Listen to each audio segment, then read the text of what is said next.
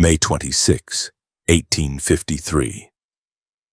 A newborn boy lay in a cramped room near Bonham in North Texas while his father, James Gibson Hardin, moved between a worn Bible and a loaded rifle, trying to raise a large family in a region that already lived with the threat of war and sudden violence. Mary Elizabeth Hardin held her second surviving son and listened to distant wagon wheels on the rutted road, knowing that the little community around Bonham sat on contested ground where old Indian trails, slave plantations, and new farms pressed against one another. The boy they named John Wesley after the Methodist founder opened his eyes in a world where sermons, guns, and hard labor were part of daily life. The Hardins were not poor drifters, but they were never secure. James Gibson Hardin worked as a Methodist circuit rider, a school teacher, and sometimes a small-town lawyer, riding long loops through Fannin County with a Bible in one saddlebag and legal papers in another. His children learned early that their father might be away for days at a time, preaching in scattered settlements and sleeping in strangers' cabins. In his absence, Mary Elizabeth led prayers, kept the children in line, and stretched flour, cornmeal, and salt pork through unpredictable seasons. John Wesley grew up watching a father who talked about mercy on Sunday and discipline every other day, and a mother who expected obedience without argument. By the late 1850s, the circuit riding life had worn James Gibson down. He moved the family south and east into the pine country, settling them in Sumter in Trinity County. The new place was a small courthouse town ringed by farms, pine stands, and rough roads that turned to deep mud after every storm. There the elder Hardin opened a school and continued to preach, determined to give his children book learning in a region that still valued strong backs more than ink.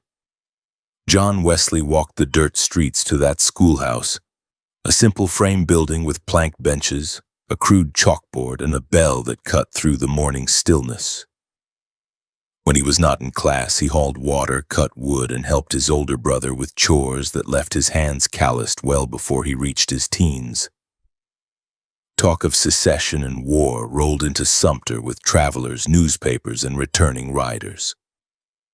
When the Civil War came, James Gibson Hardin took up a Confederate captain's commission and rode away in uniform, leaving Mary Elizabeth in charge of a crowded household in a county that now hosted mustering camps, supply wagons, and anxious families.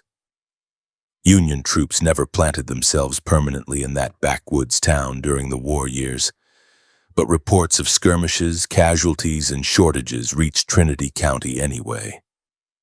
At about 9 years of age, John Wesley tried to run off to enlist with the Confederate Army, slipping away with the childish conviction that he belonged with the men in gray, not in a classroom. His father caught him and hauled him home, but the idea lodged deep that manhood meant carrying a weapon and standing ready to fight. The war ended with defeat, but in East Texas the bitterness did not stop. Former Confederates returned to farms and towns under a Reconstruction government backed by Union soldiers and new state police. Formerly enslaved people claimed their freedom, opened small farms or hired out for wages, and some took positions backed by federal power. Around Sumter, angry talk about carpetbaggers, freedmen, and Union officers filled stores, churchyards, and the Hardin home itself. John Wesley absorbed those conversations. In his mind, armed white men he knew were the rightful authorities, and the new uniformed men and black citizens backed by federal law were intruders. Hatred did not appear suddenly in one moment. It grew day by day in that cramped schoolhouse and on those pine-shaded roads. By his early teens, Hardin already showed a temper that frightened people. He was quick to take offense, quick to answer insult with clenched fists, and quicker than most boys to reach for a knife. He was bright, read easily, and could recite scripture, but he also practiced with pistols and knives whenever he could get access to them. James Gibson used a strap and stern words to try to curb the boy, yet every whipping seemed to drive John Wesley further toward stubborn defiance. Other students at the Sumter School teased one another, as boys everywhere did. With Hardin, the teasing often ended with someone bruised, bloodied, or driven off in fear. In 1867, inside that plain schoolhouse his father had built, Hardin crossed a line that nearly brought his education to an end. Another student, Charles Sloter, accused him of writing a crude verse on the wall that insulted a girl in their class. The poem mocked the girl's reputation and used language that would stain any young woman's name in a small town. Hardin insisted that he had not written it and said Sloter himself was the author. Words that might have remained an argument turned into a fight when Sloter rushed him with a knife. Classroom noise fell away as the two boys collided, desks scraping the floor. Hardin moved faster than most boys his age. He caught Sloter's wrist, twisted, and jerked the knife free.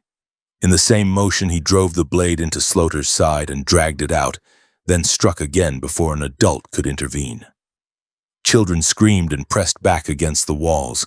Sloter fell between the benches, bleeding onto the bare floorboards, gasping while the teacher and older students tried to stop the flow with torn cloth. Witnesses later said that Hardin stood over the body with his face set, not showing fear or regret, only anger that anyone had called him a liar. Sloter survived, but he came close to dying from those wounds. The stabbing spread Hardin's name through Sumter and nearby farms in a new way. People already knew the Hardins as a respectable, Methodist family.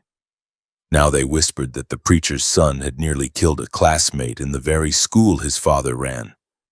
Some accounts later claimed that James Gibson expelled his own son, while others said he allowed him to remain but under threat of removal.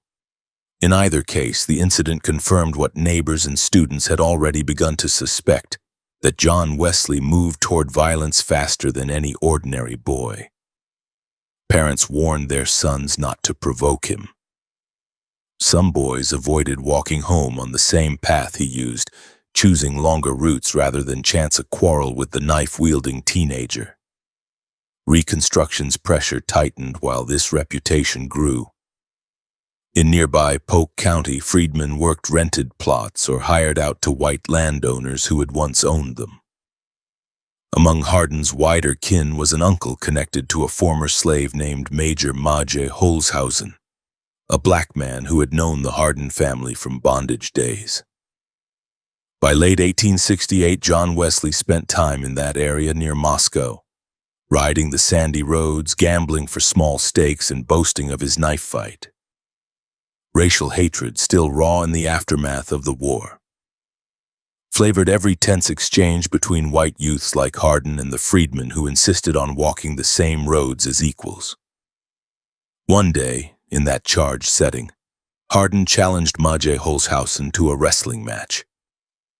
The two met near a gathering where men drank, swapped stories, and settled grudges with their hands instead of guns, at least at first.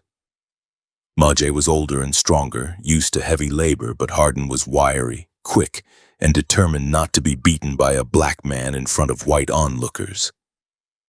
They locked up, feet grinding into the sandy soil, each trying to throw the other. In the struggle, Hardin raked Holzhausen's face with his fingernails, scratching the skin around his eyes and cheeks. When Hardin managed to slam Mudge into the dirt and hold him there, some bystanders laughed. Others turned away, seeing the rage building in Holzhausen's eyes as he stood up, brushing sand and blood from his face. The match ended, but the anger did not. That evening, stories about the bout moved through cabins and camps. Some white men chuckled that the preacher's boy had proven himself again. Among black families, Holzhausen's scratched face became a reminder that a white teenager felt free to humiliate a former slave in front of a crowd. Hardin heard that Maje was cursing his name, promising to even the score. Instead of stepping back from the situation, the 15-year-old fed on the talk. He armed himself with a revolver and listened to the grown men around him who dismissed the freedman's anger as something that needed to be put down if it went too far. On a day in November 1868, along a narrow road near a creek outside Moscow, the simmering resentment turned into Hardin's first killing. John Wesley rode along that rutted track on horseback, the pine trees, closing over the road and the air thick with damp leaf smell. His pistol rested within easy reach. As he approached the creek, Maya Holzhausen stepped out from near the bank, holding a stick and shouting at him. The black man's face still showed the faint healing marks from the earlier fight. He shook the stick and called out words that challenged and condemned Hardin for what he had done. In Hardin's later telling, he felt cornered and in danger. What is clear is that Majay carried no firearm, only that stick in his anger. Hardin had the advantage of a loaded revolver and a mounted position. Instead of turning his horse and riding away, he drew the pistol and aimed at a man standing on foot in the road. The shots came in a rapid string, the report echoing off the trees in the creek bank. Bullets struck Holzhausen, tearing into his body and knocking him to the ground. One witness later recalled that the freedman tried to push himself up, blood coming from his mouth before collapsing again near the edge of the water. Hardin did not fire a warning shot or aim to wound. He used the revolver to put multiple rounds into a man armed with nothing more than a stick. The killing was not a chaotic exchange between equals. It was a small-scale execution carried out under the color of anger and prejudice. Afterward, according to his own account, Hardin rode to get help, claiming that he wanted a doctor for the wounded man. Local people carried Holzhausen to shelter, but the damage from the gunshots was too severe. Over the next 3 days, as infection and blood loss took their toll, Majay died. His death added one more corpse to the long unrecorded list of freedmen killed during Reconstruction by white Southerners who justified their actions with stories of self-defense that favored their own side. News of the shooting spread quickly through Polk County and back toward Trinity County. Among black residents, Holzhausen's killing confirmed every fear that a white youth could take their lives with little consequence. Among white neighbors, discussion split. Some men who disliked the new order quietly approved that a troublesome freedman had been handled. Others worried that killing a black man during Reconstruction, when Union-backed authorities and state police included black officers, would bring harsh punishment down on the Hardin family. In Sumter, Mary Elizabeth heard fragments of the story and understood that her son had crossed a line that even a preacher's reputation might not erase. When John Wesley made his way back to his father after the killing, the conversation between them was not recorded word for word, but its outcome was unmistakable.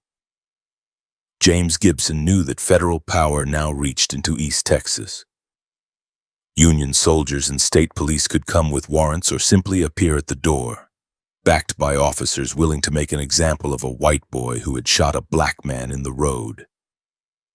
The elder Hardin did not trust those authorities to treat his son gently. He told John Wesley that he could not stay at home in Sumter. The safest course, in the father's view, was flight. That decision did not mean surrender to lawful arrest. It meant taking the boy deeper into lawlessness. Hardin went north toward his older brother's place, a modest homestead about a day's ride away through the pine woods and creek bottoms. He rode a small horse along narrow trails, avoiding main roads where patrols might travel. Every sound in the underbrush, every distant shout, carried the possibility of soldiers or posses closing in. Yet the teenager in the saddle had already learned that he could use violence and then move on, leaving others to bury the dead and argue over guilt. By the time he reached his brother's cabin, the pattern that would define his life had begun. Behind him lay a nearly fatal school stabbing and the body of Majay Holzhausen, dead after a roadside shooting that Hardin insisted was forced on him, but that witnesses saw as a deliberate act. Ahead of him, in the dark loft where he hid while his brother's family watched the road, waited the next encounter with armed men sent to bring him in. The boy who had once tried to sneak off to join the Confederate Army now lived as a fugitive in the Reconstruction South, already blooded and already certain that the quickest way to end a challenge was to reach for a weapon and pull the trigger. Fall of 1868. Soldiers in Federal blue moved through the trees north of Sumter, following a narrow track that cut across shallow creeks and low ridges toward Joseph Hardin's small place. Their orders were simple enough on paper: take a teenage fugitive into custody for the killing of a black man near Moscow. On the ground in Trinity County, that meant riding into a region where many white families saw them not as peacekeepers but as occupying troops backing a Reconstruction government they hated. The men in the saddle carried carbines, sidearms, and the authority of Washington.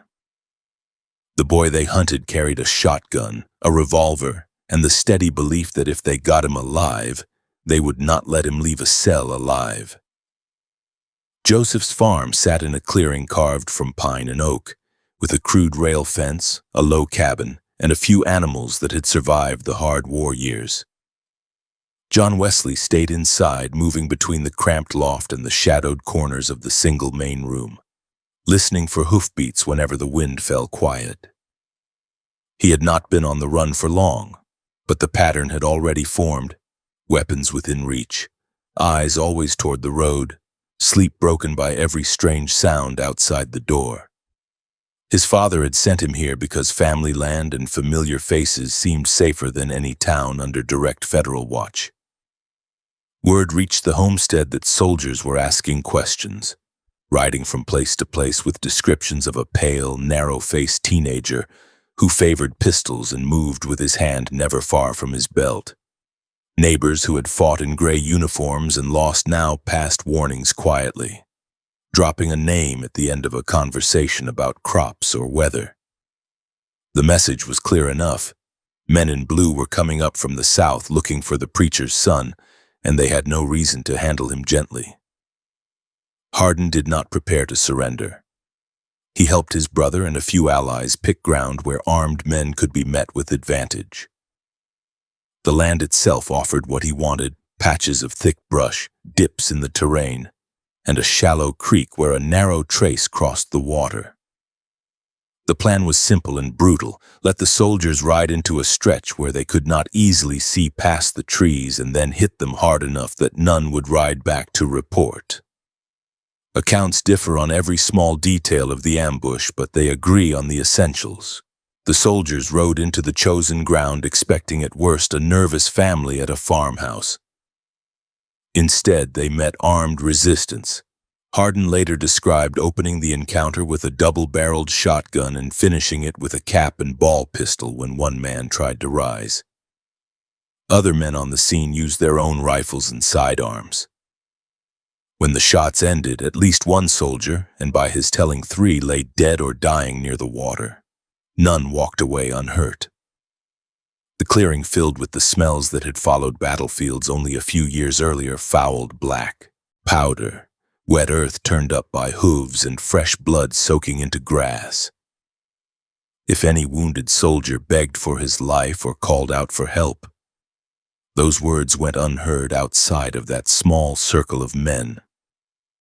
The people who had set up the ambush were not interested in taking prisoners. They had decided before the first trigger was pulled that the safest outcome was to silence every man in uniform who had ridden up that track.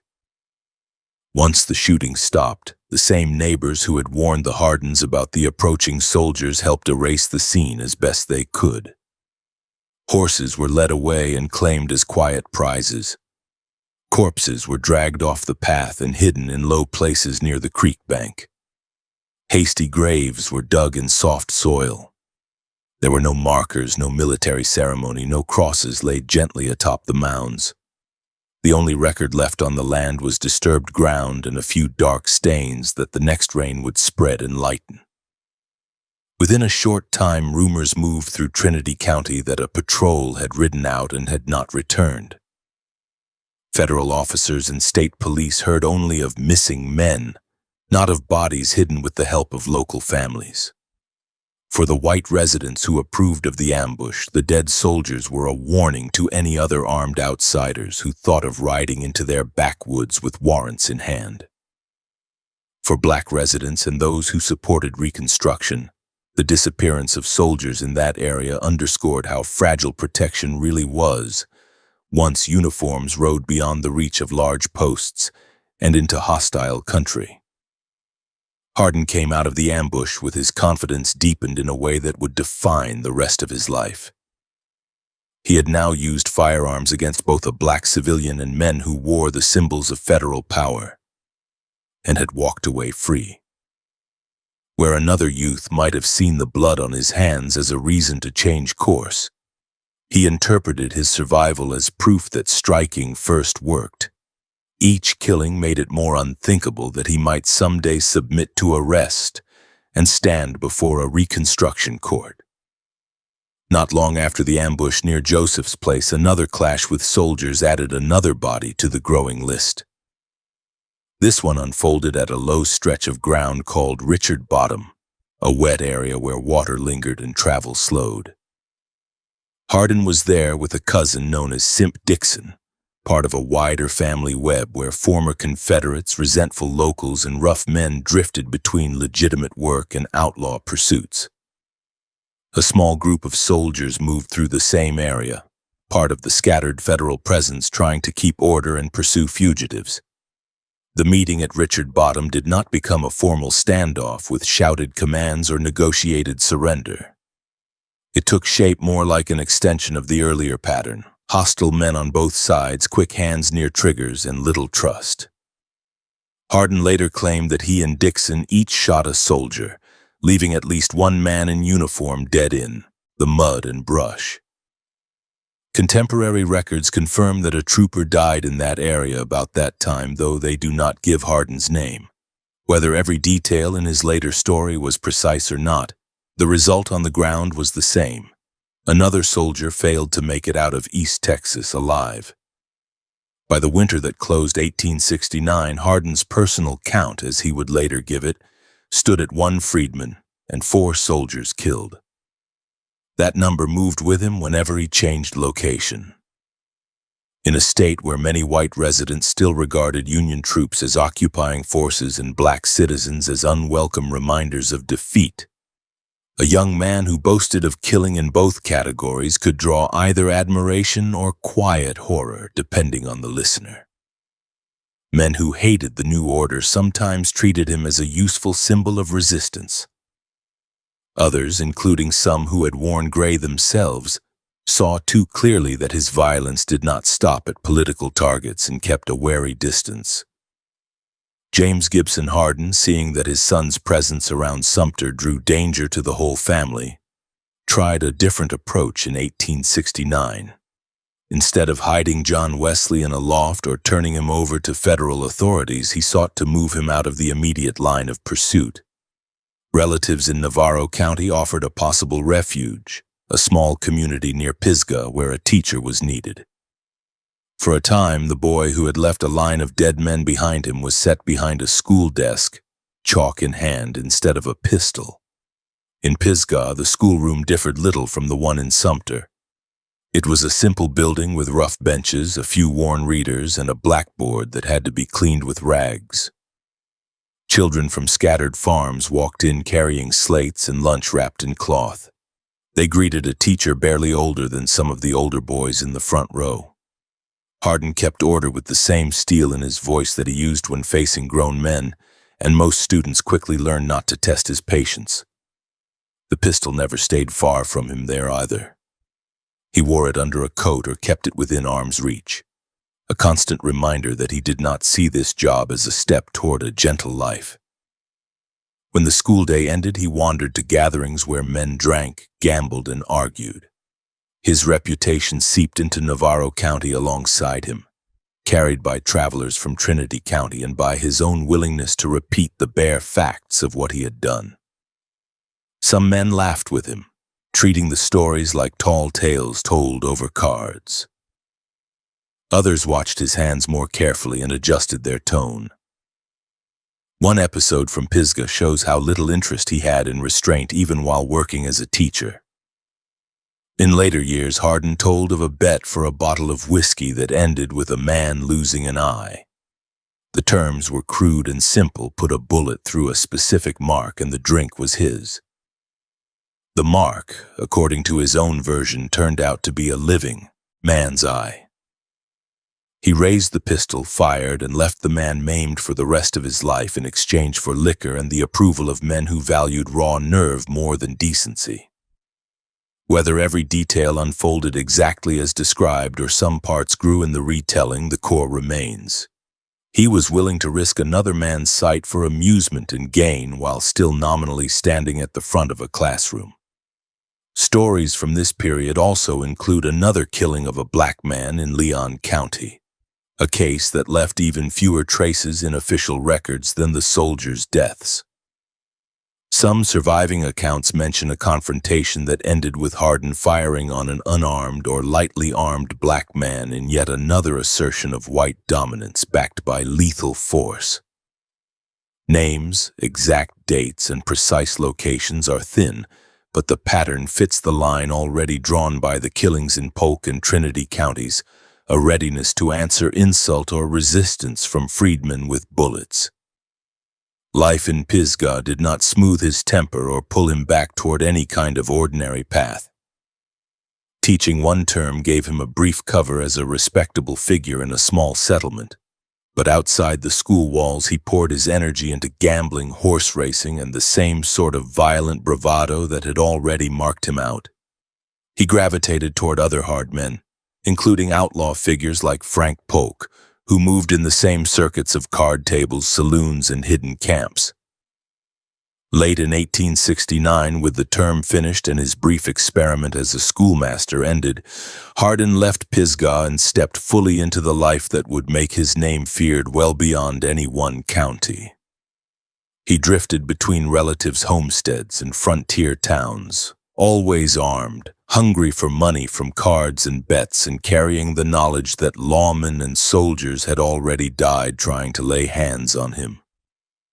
Even in places that had not yet seen him pull a trigger, the combination of his youth, his claimed body count, and his cold manner made him stand out.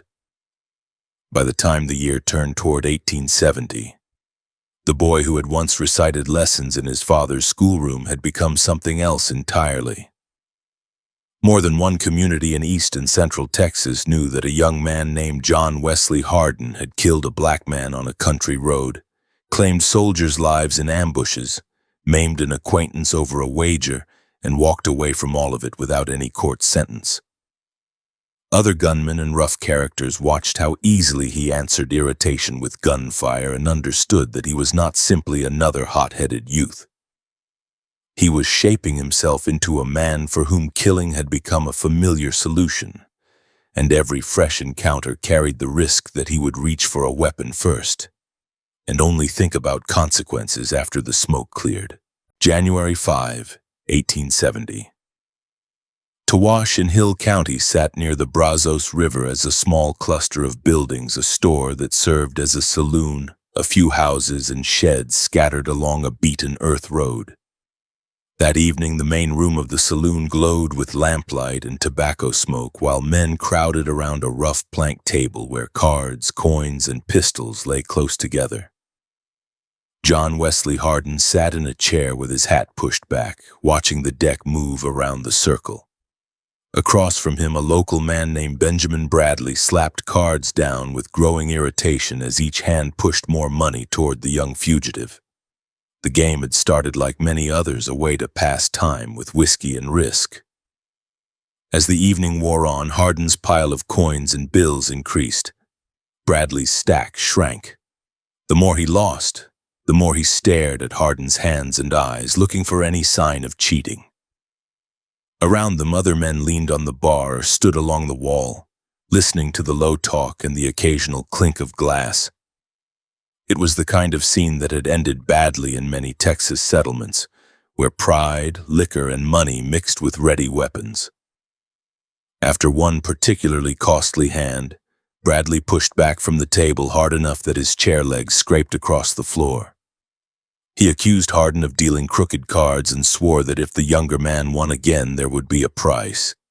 Witnesses later remembered that he reached for both a knife and a pistol, making it clear that his threat was not an idle remark. Hardin later claimed he was not armed at the table and that he tried to calm Bradley with words. Whether that detail was exact or not, Everyone in the room understood that the game could not continue in the same way. Hardin stepped away from the table rather than sit through another hand with Bradley glaring over his cards. A gambler known locally as Judge Moore held the stakes, keeping both money and one of Hardin's pistols as a kind of bank. The tension in the room did not vanish when Hardin left the chair. Bradley still drank and muttered, his anger fixed on the young winner who had walked away with his money and his pride. Outside, the night had settled cold and still over the river bottom. But inside the saloon, the air stayed close and loud as the men tried to drift back into ordinary talk. Later that night, Hardin moved along the dark street of Tawash, no longer at the table but still within reach of the crowd that had watched the game. Bradley came looking for him. He had not let the matter go. Armed and determined, he walked the same road where Hardin and others stepped between buildings and hitching posts. The talk and laughter from the saloon reached them in fragments. The confrontation that followed turned a quarrel over cards into another killing on Hardin's record. Bradley spotted Hardin and raised his pistol. The shot came first from his side, according to both Hardin's later account and other retellings. The bullet did not hit.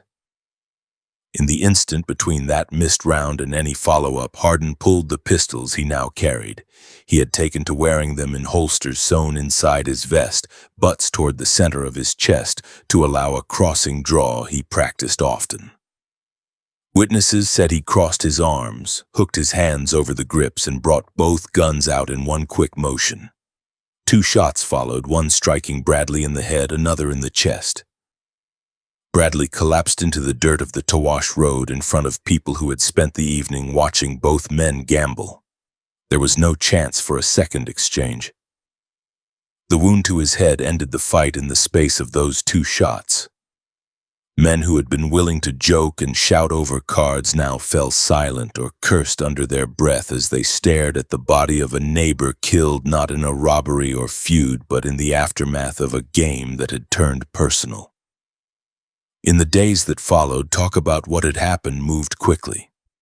Some men repeated Hardin's claim that Bradley had fired first and that the younger man had no choice if he wanted to live. Others pointed out that Hardin had been the one winning heavily, and that he seemed to attract deadly trouble wherever he went. Whatever side they took, most agreed on one thing, that Hardin handled his pistols with a speed and calmness that marked him as different from ordinary card-room braggarts. The figure of Judge Moore entered the story as well. He had held Hardin's money and pistol during the game, and after Bradley's death refused to release them without some form of consent from the dead man's side or from local authority. Hardin later spoke of Moore as a man who vanished. Stories in the area connected that disappearance to another Hill County killing tied to Hardin. Later he admitted that 2 men died in that county during his time there. Whether Moore fell by his hand in a direct confrontation or under more shadowed circumstances, the result was one more life cut off in the wake of the Tawash card game. The killings at Tawash did not end the pursuit of Hardin. A posse formed, reported as about 15 men determined to make him answer to law rather than community rumor. These were not federal soldiers but local citizens and officers who had seen too many bodies left in ditches and on streets. They rode out along the tracks he used, searching creek crossings and brushy draws where a man on horseback might move unseen. Hardin, hearing of their approach, did not wait passively in a house or barn. He used the same instinct for choosing ground that had guided him at earlier ambushes. At some point during that chase, Hardin managed to separate 2 members of the posse from the rest. Details of the meeting vary, but his own account has him surprising them at close range and forcing them to disarm. From those 2 men he took a shotgun, a pair of revolvers, a rifle, and small Derringer pistols, a haul that would outfit more than one gunman. He then sent the captured men back toward their companions with an order to report that he would not be taken easily. Whether they carried his exact words or softened them, the message was clear. He had turned part of the posse into a source of fresh weapons and had walked away again. The people of Hill County now had more than a single cardroom killing to discuss. They had a pattern. A wandering youth who left dead and disarmed men behind him and then moved on. Some saw heroism in the way he faced armed pursuers. Others saw only a dangerous man who treated any challenge as a reason to pull a trigger. That split in opinion would follow him into neighboring Limestone County as he rode south and east along the rough roads that linked scattered settlements. By mid-January, activity had shifted to a place called Horn Hill in Limestone County. A traveling circus had set up its tents there, bringing wagons, performers, and canvas crews into a rural community that rarely saw such displays. Residents gathered near the big tent, some paying for entry, others milling around the outside, testing the patience of the men who guarded the ropes and entrance. Hardin was present among the local crowd, a familiar figure by then in small towns where liquor, gambling, and chances for quick cash gathered. Tension flared when several local men tried to enter the show without buying tickets. Circus workers, known as canvasmen, pushed them back and fought with fists and clubs. Reports from the time mention a general fight between roughs and circus hands that left at least one local seriously hurt. Hardin later described the scene as one where he stood on the side of the men from the county, a gun in his hand rather than a club. Whether he stepped in at the first sign of trouble or joined once weapons appeared, the violence escalated beyond fists. During that clash near Horn Hill, Hardin claimed to have killed a man in a gunfight that followed the brawl. A newspaper from the period confirms that a man died after the circus fight, though the account does not match all of Hardin's own details. What is consistent is that another life ended in the kind of public, chaotic struggle that seemed to follow the young gunman from one settlement to another. People had come to see a show with acrobats and animal acts. Instead, they watched neighbors and visiting workers trade blows and shots in the dirt outside the tents, with one man carried away dead after the noise faded. Less than a week later, still in Limestone County, another killing fixed Hardin's name in the talk of towns like Cosa. There he spent time in and around the small red light district where prostitutes lived and worked in crude rooms close to the tracks and main road. One night he walked a woman home from a saloon. She earned her living from men who passed through, and she had already been pressed for money by the man who managed her, a pimp who saw any extra coin in her possession as his share. The three met on a dim stretch of street. The pimp stepped out and blocked their way, demanding whatever money the woman or Hardin carried. Voices rose as the demand turned into an order backed by threats. Hardin did not respond by backing away or by walking around him. According to his later version, he took coins from his pocket and tossed them on the ground between them. The other man bent to grab the scattered money, focusing on the glint of metal in the dust. Hardin drew and fired while the man's hands reached down. The bullet hit before the coins could be gathered. The pimp fell on the road near the very money he had tried to claim. The woman who had been walking beside Hardin now stood over a dead man who had controlled her movements and earnings. Townspeople heard the shot and came out to see the body. Some may have felt a private satisfaction that a bully who exploited women had met sudden death. Others could not ignore that Hardin had again used lethal force in a situation where there had been other options. The man had threatened and demanded, but he had not yet fired. Hardin chose a solution that ended the argument with a corpse and left another chalk mark under his name in local accounts.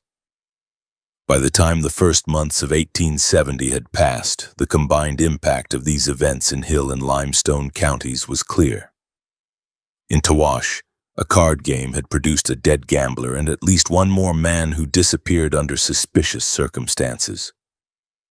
Along rural roads and in small towns, a posse had been humiliated when two of its members returned on foot without their weapons. At Horn Hill, a circus visit had ended with gunfire and a local resident dead after a clash that started as a ticket dispute. In Cosa, a street confrontation between a pimp and an armed customer had turned into an execution carried out while the victim bent towards scattered coins. Lawmen in Central Texas now worked with the knowledge that if they approached Hardin or tried to corner him, he was likely to respond as he had before, with sudden, accurate shooting.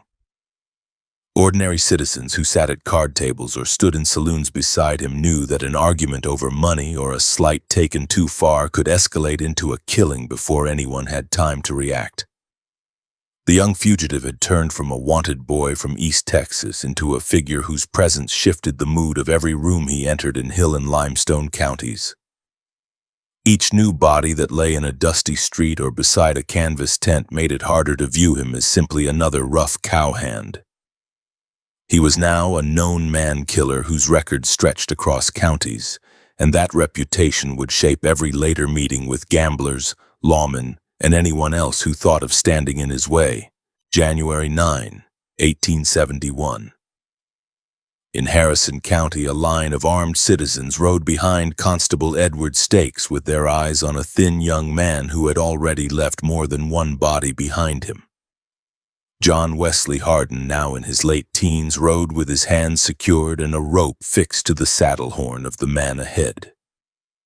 The group moved along winter roads churned by wagon wheels past bare fields and scattered cabins toward the town of Marshall. There a rough jail waited, and beyond that officers planned to take him to Waco to face a murder charge connected to the recent shooting of City Marshal Laban Hoffman. Hardin denied any role in the killing of Hoffman, yet the arrest placed him under guard as a suspected murderer of a lawman, as well as a growing list of others. The jail at Marshall was a log structure with cramped cells, iron fastenings, and little light. Hardin was locked in with other prisoners, men of various ages and offenses, some drunk when they entered, some nursing injuries from earlier fights. The straw on the floor carried the smell of damp earth, sweat, and old urine.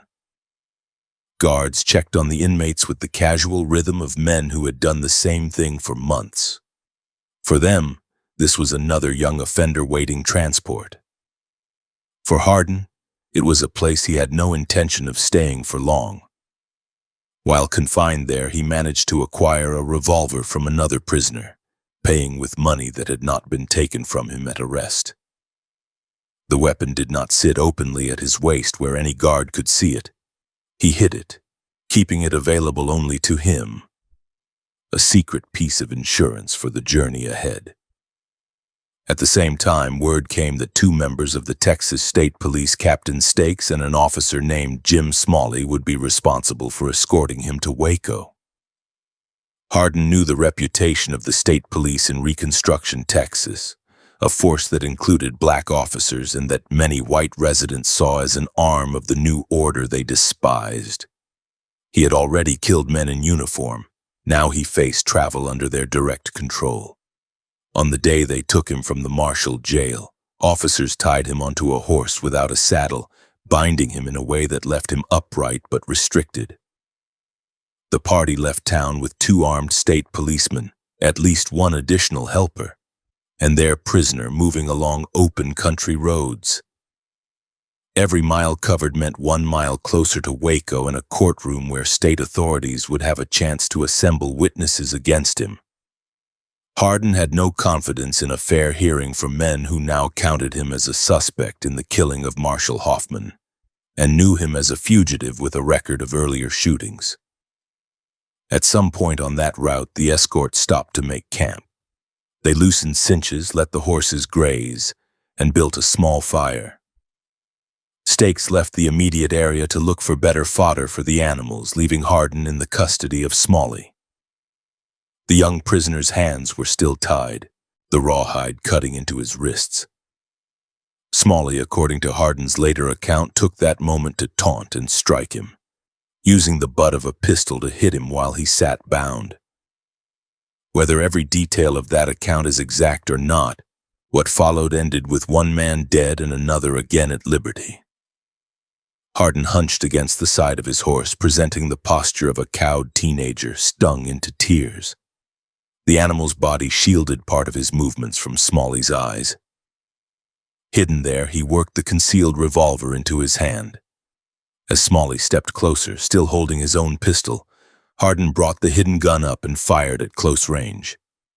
The report shattered the relative quiet of the camp. The bullet struck Smalley and sent him down onto the ground. Hardin kept moving, breaking free of his bonds enough to swing into a better position, then seized Smalley's horse and gear. When Stakes returned, he found no prisoner and one of his men lying dead. That killing on January 22 added the name of a Texas state policeman to the list of law officers who had paid with their lives for trying to control Hardin. It was not a desperate exchange of shots in a crowded street, but a deliberate use of a concealed weapon against an escort who thought he had his prisoner secured. Smalley died on a patch of earth that became just another unmarked site in a state filled with small, lonely scenes of sudden death. Hardin rode away with fresh weapons and a new reason for officers across Texas to treat him as a man who could not be trusted in chains or under escort. He moved south and west, staying ahead of wanted notices that now included his escape from the state police. Friends and relatives sheltered him for short stretches, but no one homestead could hold him without risk. The more lawmen he killed, the more any person who sheltered him understood that their own door might be kicked in by men with badges and warrants. Hardin understood that a drifting life, always armed and always ready to leave at a moment's notice, gave him a broader range than any sheriff confined to a single county. By the spring of 1871, he joined a cattle outfit driving a herd north along the Chisholm Trail toward Kansas. The work meant long days in the saddle, dust from thousands of hooves, and nights spent under the open sky beside rivers and waterholes. Drovers endured heat, storms, and the constant risk of stampede. They also carried their habits with them, and in Hardin's case, that meant weapons within reach and a readiness to use them. To many on that drive, he traveled under an assumed name, Wesley Clemens, one of several aliases he adopted in these years. Trail towns in Kansas offered more than rest. They brought saloons, card tables, and a rough blend of locals, railroad workers, and cowboys from several states. In early summer, the herd reached areas near Park City, at that time the shipping point used instead of Wichita. There, Hardin drank and gambled in establishments that saw a flood of Texans during the season. Among those sharing the town were Mexican cowboys working other herds. They spoke in Spanish and English, spent their pay on liquor and games, and had their own sense of pride and insult. On June 1st, a dispute between Hardin and several of those Mexican drovers turned into another killing. Accounts differ in the exact spark, some pointing to an argument over a card game, others to taunts traded in a saloon. According to Hardin's later version, the men threatened him and came toward him armed. He responded by drawing and firing, killing 3 of them. Reports from Kansas suggested that at least some of the victims were shot without much chance to respond, and that they fell in quick succession. The language used in those reports emphasized that the dead were foreigners and Texans, hinting at prejudice on both sides of the conflict. Regardless of which account captures every movement, 3 men lay dead far from their home country at the end of that encounter, their bodies carried from the street or saloon floor after the crowd scattered. The killings added to the tension between Texans and local authorities in Kansas. Towns that accepted cattle money also worried about pistol-carrying young men who treated slights as life and death matters. Hardin's presence in Park City moved on with the herd, yet rumors about the triple killing followed the trail. He had left soldiers on the ground in Texas. Now he had added Mexican cowboys in Kansas, all during a season when most drovers simply hoped to get herds delivered and draw their pay. Later that summer, near another Kansas settlement identified in sources as Sumner City, Hardin became involved in a fight that left at least one more man dead, described as a Mexican outlaw. Once again, the circumstances blended gambling, heavy drinking, and overlapping resentments between Texans and other groups in the trail towns. Hardin's habit of carrying his pistols at all times meant that any confrontation, however small, had the potential to end with gunfire. His own version of the Sumner incident placed blame squarely on others, yet the consistent element remained: he walked away while another man did not. By August, the herd and the young gunman reached Abilene, then one of the most notorious cattle towns in Kansas. The main street held saloons, dance halls, and boarding houses, many with open doors and music spilling onto the boardwalks. Abilene's town marshal at that time was James Butler Wild Bill Hickok, a lawman already known for earlier killings and for a reputation that mixed showmanship with deadly skill. Hardin, still using an alias, entered a place where his own record of violence intersected with a town determined to keep some lid on the trouble that trail herds brought with them. Hardin spent time at the Bull's Head Saloon, a bar operated by Ben Thompson and Phil Coe. The place drew Texans in large numbers, and its owners traded on that loyalty. At one point, a crude painting on the building's side caused offense among townspeople, and Hickok ordered changes made. Coe and Thompson cursed the marshal, and they tried to draw Hardin into sharing their anger by pointing out that Hickok was a Northern veteran who, in their words, picked on Southerners and Texans. Hardin did not take their bait directly. He answered that if Hickok needed killing, they should be the ones to do it. Despite that remark, Hardin seemed fascinated by Hickok and pleased to be seen talking with him. There are accounts of a tense street meeting where Hickok confronted him over carrying pistols in violation of local ordinance. Hardin complied in a way that displayed his practiced speed, drawing the guns and handing them to Hickok in one smooth movement that briefly left both muzzles pointed at the marshal before he reversed them. Each man recognized the other's ability. For a time, they occupied the same streets without drawing on one another, an unusual pause in a season filled with bloodshed. The most chilling episode from Abilene unfolded not in a crowded saloon but in a hotel room at the American House. On the night of August 6, Hardin and another man, identified by later reports as Charles Cougar, shared a room due to limited space. They lay down on separate beds after a day of drinking and noise. During the night, Cougar snored loudly, the rough, repeated sound filling the small room. According to widely circulated accounts, the noise irritated Hardin to the point that he reached for his pistol, aimed at the sleeping man, and fired.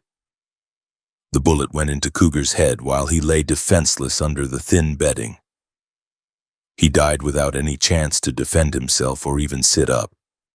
Hardin later tried to change the story, saying in his autobiography that the man had threatened him with a knife, that there was a struggle, and that he shot only to protect himself. Contemporary Kansas newspapers described the event plainly: a man killed while in bed by a known desperado. A coroner's jury named Hardin as the killer. During his own lifetime, the story hardened into a grim claim repeated around saloons and campfires that he had killed a man merely because the man snored. Once the shot rang out, hotel guests stirred and the alarm spread quickly. Hardin did not wait for Hickok or any deputy to reach the scene. He climbed out of a window and made his way onto the roof, then dropped to the ground and ran into the darkness behind nearby buildings. He hid in a haystack until morning, listening for any sound of a search party. When daylight came, he stole a horse and rode out toward a cattle camp some distance from town. Lawmen pursued him to that area, but he managed to surprise them. Later, he claimed he disarmed several officers there, forcing them to walk back toward Abilene without clothes or weapons. However embellished that last detail may be, the essential fact stands: he escaped Kansas once again without answering to a formal court for the killing in the hotel room. After leaving Abilene, he returned toward Texas, carrying with him a fresh reputation that now stretched beyond one state. Trail hands and townspeople along the route repeated the story of the hotel killing, adding it to reports of the earlier shootings on the trail.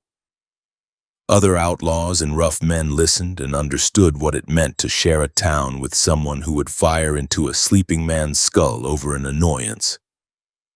Fear mixed with a certain dark admiration in the way some spoke his name. Yet even among hardened cowhands there were those who wanted no part of him and chose to step away when he entered a room. By October, Hardin was again facing armed officers, this time back in Texas. In Gonzales, he was confronted by Special Policeman Green Paramore and John Lackey, who had orders to arrest him. The town lay along the Guadalupe River, with modest buildings around a courthouse square and scattered houses beyond. People in Gonzales already knew of his record and of the standing indictments in various counties. When the two officers approached him, they carried more than local authority. They carried the expectation from the state that someone had to stop his string of killings. The meeting did not last long. Witnesses reported that words were exchanged at close range, tempers rose, and both sides had hands on weapons. Hardin drew and fired. Paramore fell with a mortal wound. Lackey was hit and left injured. Once more, the lawman lay in the dirt while Hardin fled on horseback, leaving behind another dead officer and a wounded colleague. The brief clash in Gonzales showed that even in his home state, in a town that knew his face, officers could not close in on him without risking their lives. By the end of that year, the record that surrounded his name had taken on a stark shape. He had killed a Texas state policeman while escaping escort, shot 3 Mexican cowboys in a Kansas town, taken part in another deadly encounter with a Mexican described as an outlaw, fired into the skull of a sleeping hotel guest in Abilene, and cut down a special policeman in Gonzales while wounding another. These were not half-remembered frontier clashes lost in rumor. They were events tied to specific dates and places, with officers, drovers, and townspeople who could point to graves and injuries as proof. Each body left on a trail, in a saloon, or on a street added weight to his reputation as a man whose response to anger or fear was to kill first and ride away. Other outlaws heard that record and understood that even among men who lived outside the law, there were some whose presence raised the danger in any room. In 1871, Hardin had become one of those men. February 29, 1872.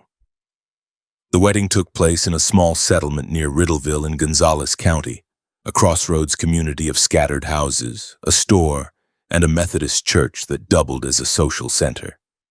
Inside a modest building, a Methodist minister read the words that joined John Wesley Hardin and 15-year-old Jane Bowen.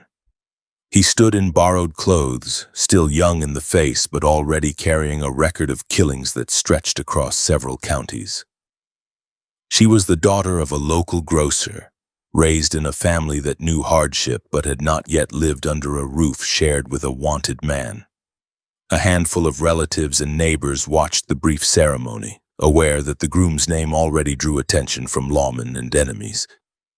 Yet no one spoke against the match.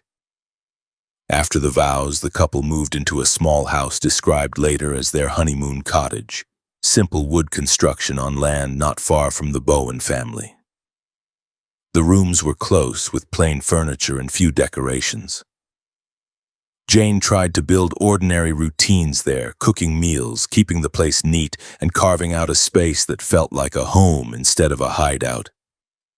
Hardin spent part of his time in that house but never let go of the habits that had kept him alive on the road. He kept pistols within reach, watched who approached the lane, and left for long stretches to ride with cousins and in-laws who moved between ranch work, cattle stealing, and gambling. In Gonzales County, his closest companions now included Jane's brother, Robert Brown Bowen, a cattle thief with his own troubles, and cousins tied to the Taylor family. The Taylors were locked in a running feud with the Sutton clan and their allies, a conflict that mixed old grievances, Reconstruction politics, and control of stock. Around campfires and in back rooms, men laid out names of enemies and listed insults that demanded blood. Hardin fit into that environment of simmering grudges without effort. He had already proven that he did not hesitate when he felt slighted or cornered. In conversations with Bowens and Taylors, he heard stories of ambushes, jailbreaks, and gun battles that would later pull him more deeply into the Sutton-Taylor feud. Law officers had not forgotten the killings in Gonzales the previous October. After Hardin and his cousins gunned down Special Policeman Green Paramore and wounded John Lackey, black officers from Austin were sent out to track him. They were part of the state police force created during Reconstruction, made up largely of black veterans and freedmen. They rode south with information on his movements and the expectation that they could bring him in where others had failed. Hardin heard about the approaching posse and chose ground that favored him. According to his later account, he lay in wait near a stretch of road where trees and brush crowded close to the path. When the mounted officers came into the narrow way, he opened fire from concealment. Several of the men went down in the first seconds, hit before they could wheel their horses or bring carbines to bear. The survivors broke and pulled away from the killing zone, leaving bodies on the dirt. Those who made it back to Austin returned without their quarry and with fewer men than they had brought out. A grim message to any other officers who thought of chasing him into country where he knew the trails. And they did not. In May of that year, he drifted south toward the coastal country near Corpus Christi. On a stretch of open road about 45 miles outside the town, he noticed two Mexican riders following at a distance. They kept to his back trail, never closing enough to talk but always remaining in sight. In a landscape of brush, mesquite, and long grass broken by sandy tracks, that kind of shadowing signaled danger. Hardin left the road, took cover behind a low rise, and waited for the men to come closer. When the two riders reached his position, words passed that did nothing to ease the tension. Whether they meant to rob him or seize the reward that was beginning to grow on his head, he read their presence as a threat. He fired first. One man toppled from his saddle, struck before he could bring a weapon level. The other turned his horse sharply and fled, spurring away rather than face a man who had already shown that he would shoot without hesitation. The dead rider lay in the dust of a lonely stretch of Texas road, far from any courtroom or written record. Another victim of an encounter that ended the same way many of Hardin's disputes did, with one side dead and the other riding away. By June, he had moved into Montgomery County, spending time around the young railroad town of Willis. The settlement had grown up beside the Houston and Great Northern tracks, with rough wooden storefronts facing a dirt street, a depot, stock pens, and scattered houses. Laws against carrying pistols inside town limits existed on paper, but enforcement depended on who walked the streets and who held authority on a given day. Hardin arrived already known in some circles by reputation, armed as always and disinclined to leave his weapons behind in any boarding room. June 19, 1872 brought that tension into the open. Local residents, including a man named Dwayne Murchison, confronted Hardin over his habit of going armed in town. According to Hardin's later version, some fellows tried to arrest him for carrying a pistol without authority. The group met him in the street near the business row, close enough that voices carried to bystanders standing in doorways and on the depot platform. What might have been a straightforward disarming of an unwelcome gunman turned into a standoff as Hardin refused to hand over his sidearm. Men on both sides had hands near their holsters. In that charged moment, any sudden movement could trigger gunfire. Pistols came out almost together. Shots slammed into the packed earth of the street and into human targets. Murchison went down, hit in the exchange. Hardin was wounded too, struck by a round that tore into his body and reminded him that he was not untouchable. The sound of the shots sent townspeople scrambling for cover behind posts and door frames. Horses jerked at their ties, frightened by the crack of gunfire so close to the depot and saloons. When the shooting stopped, Murchison lay badly hurt. Hardin staggered away from the line of fire, still able to move but weakened by the bleeding. Whether Murchison died on the spot or succumbed soon after, the fight marked Willis as another place where a challenge to Hardin's gun ended with local blood on the ground. News of the gunfight spread quickly along the railroad and by word of mouth into surrounding farms.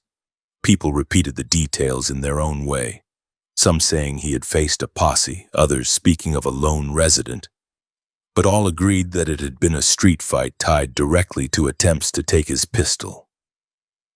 Hardin left Willis and spent time in Livingston with relatives, using familiar family connections to rest and let his wound begin to heal. He visited his Uncle Barnett and Aunt Anne, staying in a household where cousins and elders tried to treat him like kin rather than a walking court case. For a few days, home-cooked meals, family talk, and quiet evenings dulled the edge of the road. Yet even there he remained conscious of the warrants that shadowed him. He did not stay long in any one place, knowing that officers and enemies listened for his name and watched for any sign that he had settled. From Livingston he traveled east toward Hemphill in Sabine County, where the courthouse square served as the center of local activity. The town sat near the pine forests and waterways of deep East Texas, with a cluster of businesses and the brick or frame courthouse dominating the center. One day in late July, he stood near that courthouse when an argument flared between a local officer and a boy.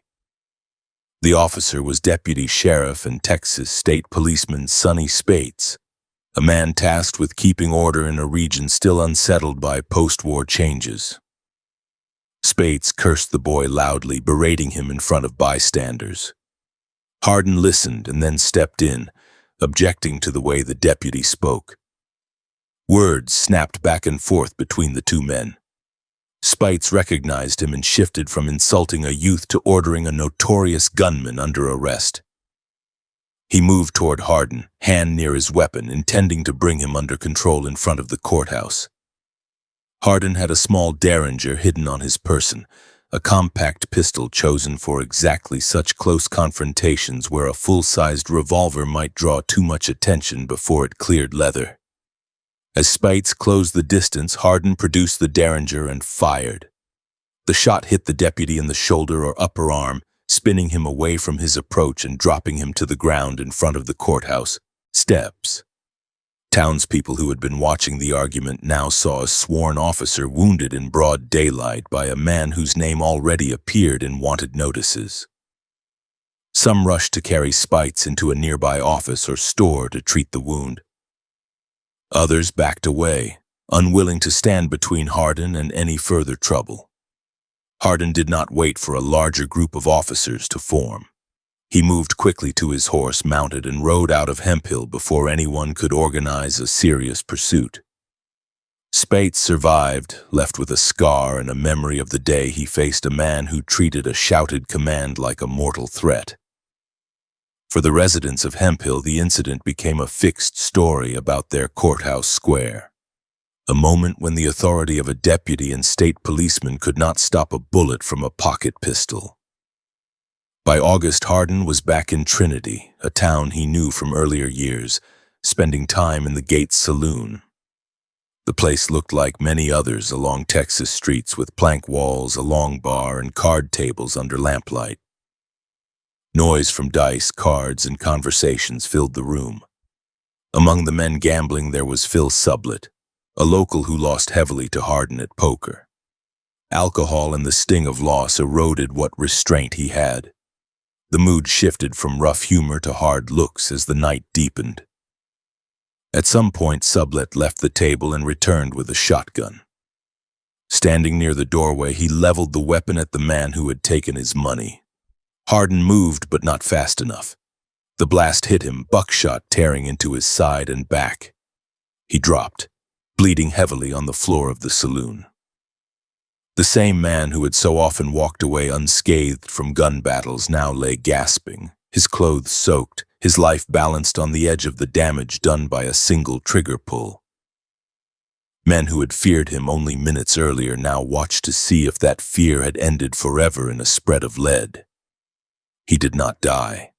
Doctors and helpers tended him as best they could with the tools and knowledge of the time. 2 pellets penetrated near a kidney, and infection threatened to finish what Sublet had started. For weeks he hovered between life and death, carried from one hiding place to another as friends tried to keep his location from officers who still wanted him for older killings as well as new ones. Every breath sent pain through the wounded area. There were stretches when those around him thought he would not see another spring. During that period of weakness, he chose a path that surprised some who knew him. He decided to surrender, convinced that staying on the run while seriously injured would shorten his life faster than prison. In the late months of 1872, he gave himself up to Sheriff Reagan of Cherokee County, a man whose brother held high office in Texas.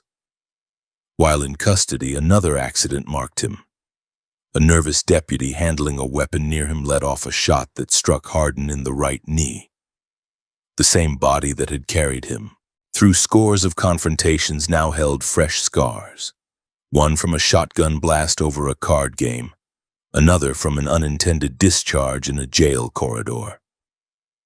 By the end of that year, he was no longer the untouchable youth who had ridden out of Abilene after killing a man in a hotel bed. He was a wounded outlaw with a young wife, a string of indictments, and a body marked by buckshot and pistol fire. Yet even in that condition, with a jailer's keys near his cell and state authorities listing his crimes, he did not abandon violence. The coming year would pull him deeper into the feud that burned across Gonzales and DeWitt counties, and more lawmen and feud fighters would fall under his guns before he finally faced a long prison term. May 15, 1873. The sun sat high over Tumlinson Creek in DeWitt County, heating the slow water until a sour smell lifted off the mud. Along the wagon road that crossed the stream, oak roots clawed at the bank, and the branches pressed low over the water so that riders had to duck their heads to pass. Captain James Cox and Jake Chrisman, Sutton men and former soldiers, rode that way with their rifles in leather scabbards. Dust on their boots and no idea that rifles were already trained on them from the brush. The Sutton-Taylor feud had turned that part of Texas into an armed camp. Years of ambushes, hangings, and night rides had split neighbors into factions. On one side stood William Sutton and his followers, many of them tied to the post-war Reconstruction government and the state police. On the other stood the Taylors, former Confederates, and their kin who claimed Sutton's deputies were nothing more than uniformed killers. In Gonzales and DeWitt counties, every barn and creek crossing belonged to one side or the other, and anyone who guessed wrong when he spoke a name could die for it. By that spring, John Wesley Hardin was deep inside the Taylor camp. His cousin, Cattleman Manon Clements, rode with the Taylors, and Hardin had thrown in with them as naturally as he drew breath. He had already tangled with state police and local sheriffs, and the feud gave him something he rarely lacked: a reason to point a gun that sounded respectable in the mouths of sympathetic neighbors. When Cox and Chrisman brought their horses to a slow walk at Tumlinson Creek, men waited in the trees, and more than one account in the region later said Hardin was among them, directing the attack. The 2 Sutton men led their mounts down the slope toward the water, reins loose, talking between themselves. In the brush, the rifles were already shouldered. Cox and Chrisman never had the chance to shout or wheel their horses. A volley smashed out of the timberline, heavy balls whipping through cloth and flesh. One horse crumpled on the bank, legs kicking while its rider spilled sideways, struck more than once before he hit the ground. The other struggled in the harness as its rider twisted in the saddle, then slid into the mud on his back. The men in the brush walked out with pistols drawn and finished the work at close range, putting more lead into bodies that could no longer move. The corpses lay there as a warning. That was the way the feud announced a new turn.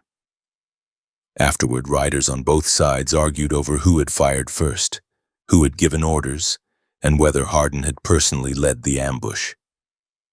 He never admitted it outright in later years, but he did not deny the stories either.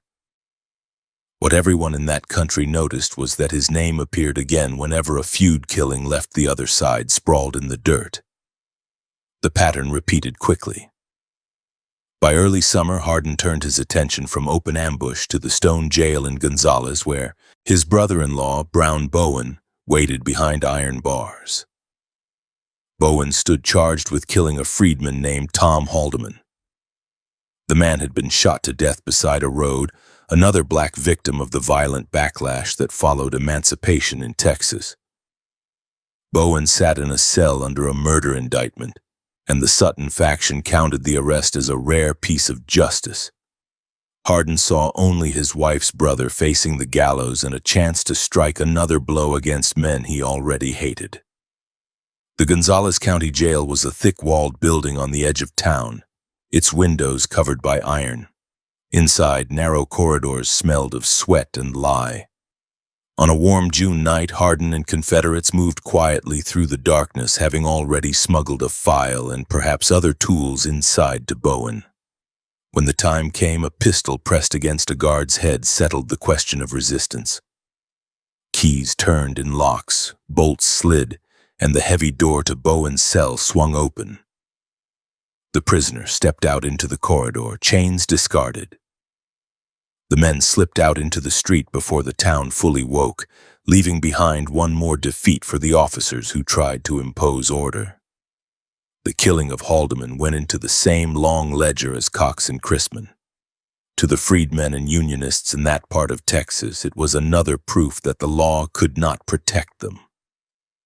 To Hardin's circle, the escape marked him as a man who would not leave his kin behind a set of bars, no matter what charge they faced. That readiness to interfere with courts and jails added to his reputation among outlaws, but it also unsettled some of them. Even men who had stolen cattle and traded gunfire began to notice that wherever Hardin rode, the violence left deeper marks.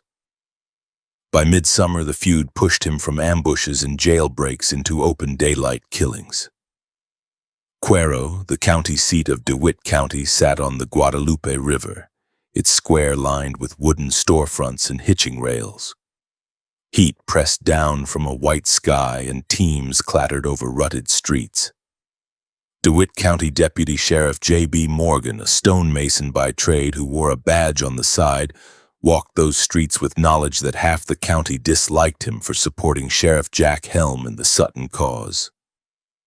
Morgan had helped hunt Taylor men, and his name was cursed in the Taylor camps. Hardin rode into Cuero with his pistol on his hip, less a visitor than a man willing to challenge the opposing side on its own ground. Witnesses later disagreed on how the meeting inside a saloon on the square began.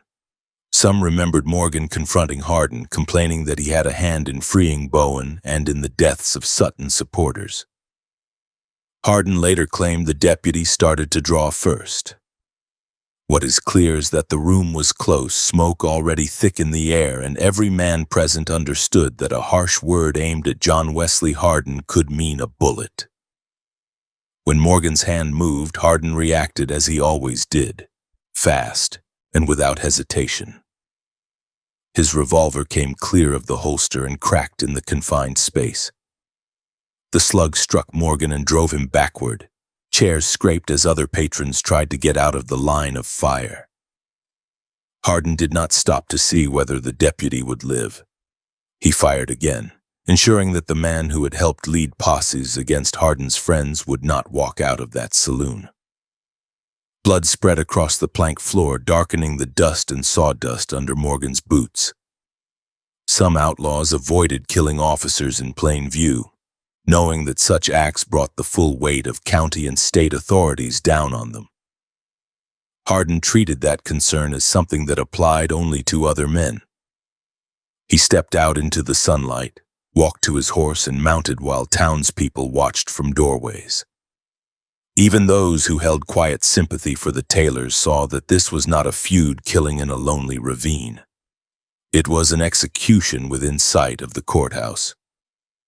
Later that day, Hardin and Jim Taylor rode to Albuquerque, an unincorporated cluster of buildings in Wilson County that served nearby farms and ranches. The settlement's main street was little more than packed dirt between a few businesses.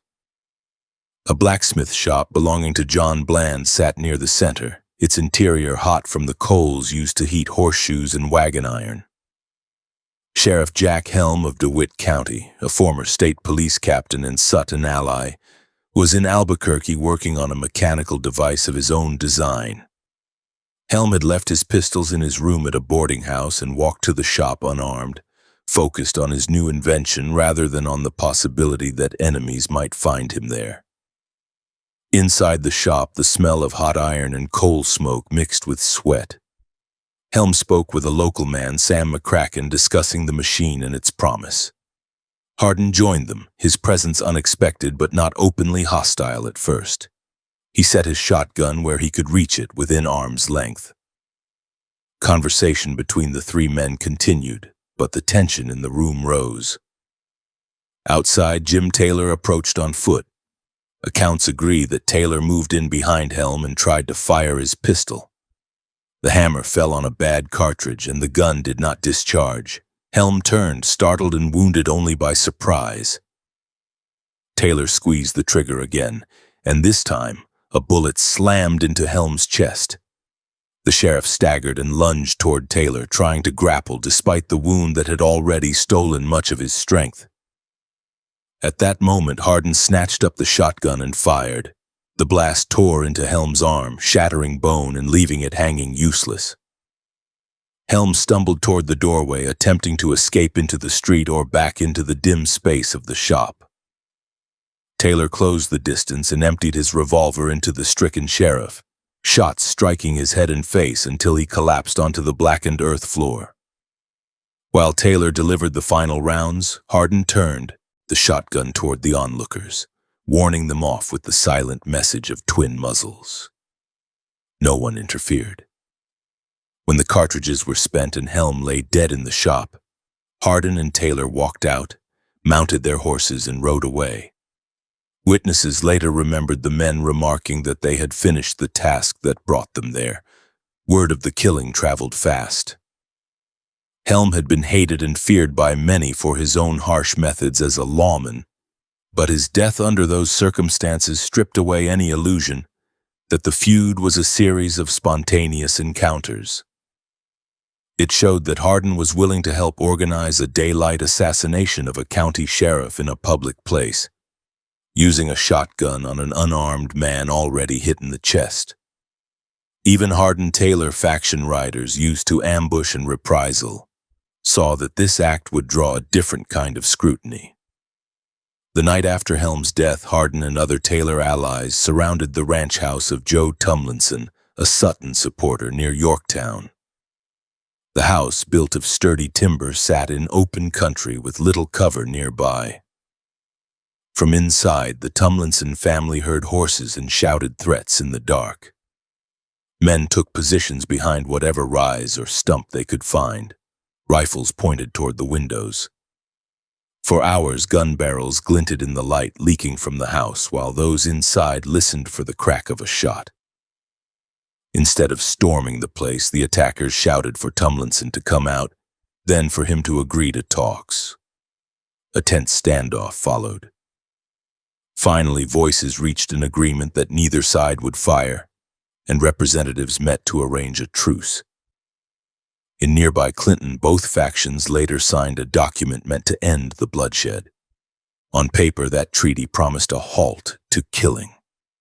In practice, the deaths of Cox, Chrisman, Morgan, and Helm spoke louder than any signatures. Each funeral put more hate into the ground, and men on both sides doubted that any written peace could contain it.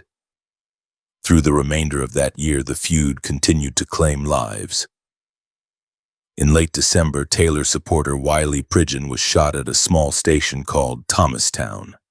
Newspapers carried sparse details: an ambush, another dead man tied to the same bitter conflict. The community's nerves frayed even further. Farmers going to market checked the road ahead for riders. Women kept children close to the house. Every stranger who rode down a lane might be part of a posse or a vengeance party. Through it all, Hardin remained a name that appeared whenever a Sutton supporter fell. The struggle reached a blood-stained peak on the Gulf Coast early the next year. March 11, 1874 dawned gray and damp over Indianola, a busy port where ships took on cotton, cattle, and passengers. Wooden warehouses lined the waterfront and gulls circled above the masts. On the wharf, William Sutton and his companion Gabriel Slaughter waited with their baggage beside the steamer Clinton. After years of feuding and repeated attempts on his life, Sutton planned to leave Texas permanently. He had tickets in hand, a few allies nearby, and the hope that distance would finally end the chain of ambushes that had followed him. Tailor men watched from the edges of the harbor, hidden among barrels and stacks of cargo. Hardin's own account years later acknowledged that he and his brother Joe were involved alongside Jim and Bill Taylor. Witnesses described armed men moving into position near the steamer's boarding point, their hats pulled low, their revolvers close. Travelers on the dock paid them little mind. Indianola always had rough characters moving through with herds and freight. What most bystanders did not know was that the men in question had ridden there with one goal: to make certain Sutton never boarded that ship alive. As the time for departure approached, crewmen called out instructions and secured lines. Sutton stood with Slaughter, his back partly turned toward the town. Then pistols went off in rapid sequence. Bullets tore into Sutton, dropping him on the planks before he could take a step. Slaughter tried to move, maybe to draw or maybe to run, but fire concentrated on him as well, and he pitched forward beside his friend. People on the dock screamed and dove behind crates. The gunmen continued to fire until both men lay still, then turned and moved quickly back toward their horses. In the confusion, no one risked stepping into their line of retreat. The killings at Indianola showed premeditation as clear as any court indictment. Sutton had been weary of the feud and ready to flee. The ambush on the wharf proved that his enemies insisted on a final settlement in blood rather than allowing him to vanish into another state. Hardin's acknowledged involvement placed him again at the center of a scene where escape routes were cut off and victims were shot down at close range. Retaliation came soon after. In June, 3 men aligned with the Taylor faction, Rufus Scrap Taylor, John Alfred Cute Tuggle, and James White, were seized by a Sutton mob near Clinton and lynched without trial. Their bodies hung as a counter-warning just as stark as the corpses left by earlier ambushes. Rangers and local vigilantes also turned their attention to Hardin's circle. Hardin's cousin Alexander Ham Anderson and Anderson's brother-in-law Alexander Henry Barrickman were later gunned down by a ranger company, killings widely understood as part punishment for their association with the Indianola ambush and part revenge for Hardin's growing death list. By the time the feud's worst phase passed, South Central Texas carried scars in nearly every family touched by those events. Men who had once admired Hardin for his skill began to measure the cost of riding with him. He had helped turn personal grudges and political hatred into a sequence of deliberate killings carried out in broad daylight, in town squares and on crowded wharves. It was clear to many observers that this was no longer a matter of self-defense or quick temper. Wherever Hardin chose a side, the outcome ended with bodies on the ground, and another community pushed further into fear. March 11, 1874. On the wharf at Indianola, the shots that dropped William Sutton and Gabriel Slaughter sent a message far beyond the Gulf Coast. By evening, the word rode inland with lathered horses and frightened witnesses. Men in county seats and ranch houses heard that Sutton had fallen at the water's edge under the guns of Taylor men, with John Wesley Hardin riding in their company. The Sutton-Taylor feud was no longer a local chain of ambushes on back roads. It had produced a double killing in a busy port in full daylight, and Hardin's name sat in the middle of it. In the days that followed, law officers and politicians in Austin and several counties talked over how to break the ring of riders tied to the Taylors and to Hardin. Rangers and state troops increased patrols in DeWitt, Gonzales, and surrounding counties. Families on both sides of the feud buried their dead and cleaned dried blood from wagon beds and clothing. In Taylor circles, men repeated the details of the wharf shootings with satisfaction. Among Sutton allies and many neutral settlers, the story hardened into proof that Hardin would take part in planned killings away from any immediate threat to his own life. Retaliation hit the Taylor camp before spring ended. A mob lynched 3 Taylor supporters at Clinton, hanging them without trial as a counterblow for the Indianola ambush. Ranger companies shot down Hardin's cousin Alexander Anderson and Anderson's brother-in-law, Alexander Henry Barackman, in another act that mixed official pursuit with feud vengeance. In less than 3 months, rifle fire and rope had taken men on both sides. Each fresh grave deepened the sense that the feud was spiraling beyond any possibility of control. Hardin absorbed those losses but did not step away from violence. In that same spring, he also watched his circle tighten. Kin who once boasted of riding with him now kept one eye on the road for ranger patrols. The deaths of Anderson and Barackman showed that the state was willing to kill, not just arrest, men considered part of his gang. Behind closed doors, some Taylor men began to talk about distance, about shifting their operations or even leaving the state. Hardin listened but kept working angles that would let him profit while staying ahead of the warrants. By May 1874, he had turned again to cattle. 2 herds were organized for the trail north, and Comanche County became one of his bases of operation. Comanche, a small frontier town with a courthouse square, a scattering of stores and a few saloons, sat in rolling country marked by mesquite, creeks, and wagon ruts worn into the soil by freight and stage traffic. Around it spread ranches and small farms whose owners depended on cattle, horses, and the trade that passed through town. Hardin traveled under his own name and under aliases, but in Comanche many residents knew exactly who he was. To some, he was a dangerous man whose presence could draw rangers or a mob to their doors. To others, especially younger men drawn to gambling and gun culture, he was a figure of dark respect. He spent time in saloons, at card tables, and at horse races on the edge of town. With him moved men such as his cousin Bud Dixon, another cousin Tom Dixon, and gunman Jim Taylor, all of whom had reputations of their own. Locals began referring to them collectively as the Hardin Gang. In Brown County to the east, Deputy Sheriff Charles Webb followed these developments from a different angle. Webb was a young officer with a solid reputation, 25 years old, serving under a sheriff who had to balance frontier crime with the politics of dealing with notorious figures like Hardin. Webb had heard the same stories about Indianola and the feud killings. He also knew that Hardin and his associates drifted through Comanche and that outstanding warrants and indictments waited in several counties. In conversations around Brownwood, Webb let it be known that if Comanche's sheriff hesitated to arrest Hardin, he would go there himself and do the job. The stretch between Brownwood and Comanche carried more than freight wagons. It carried rumors.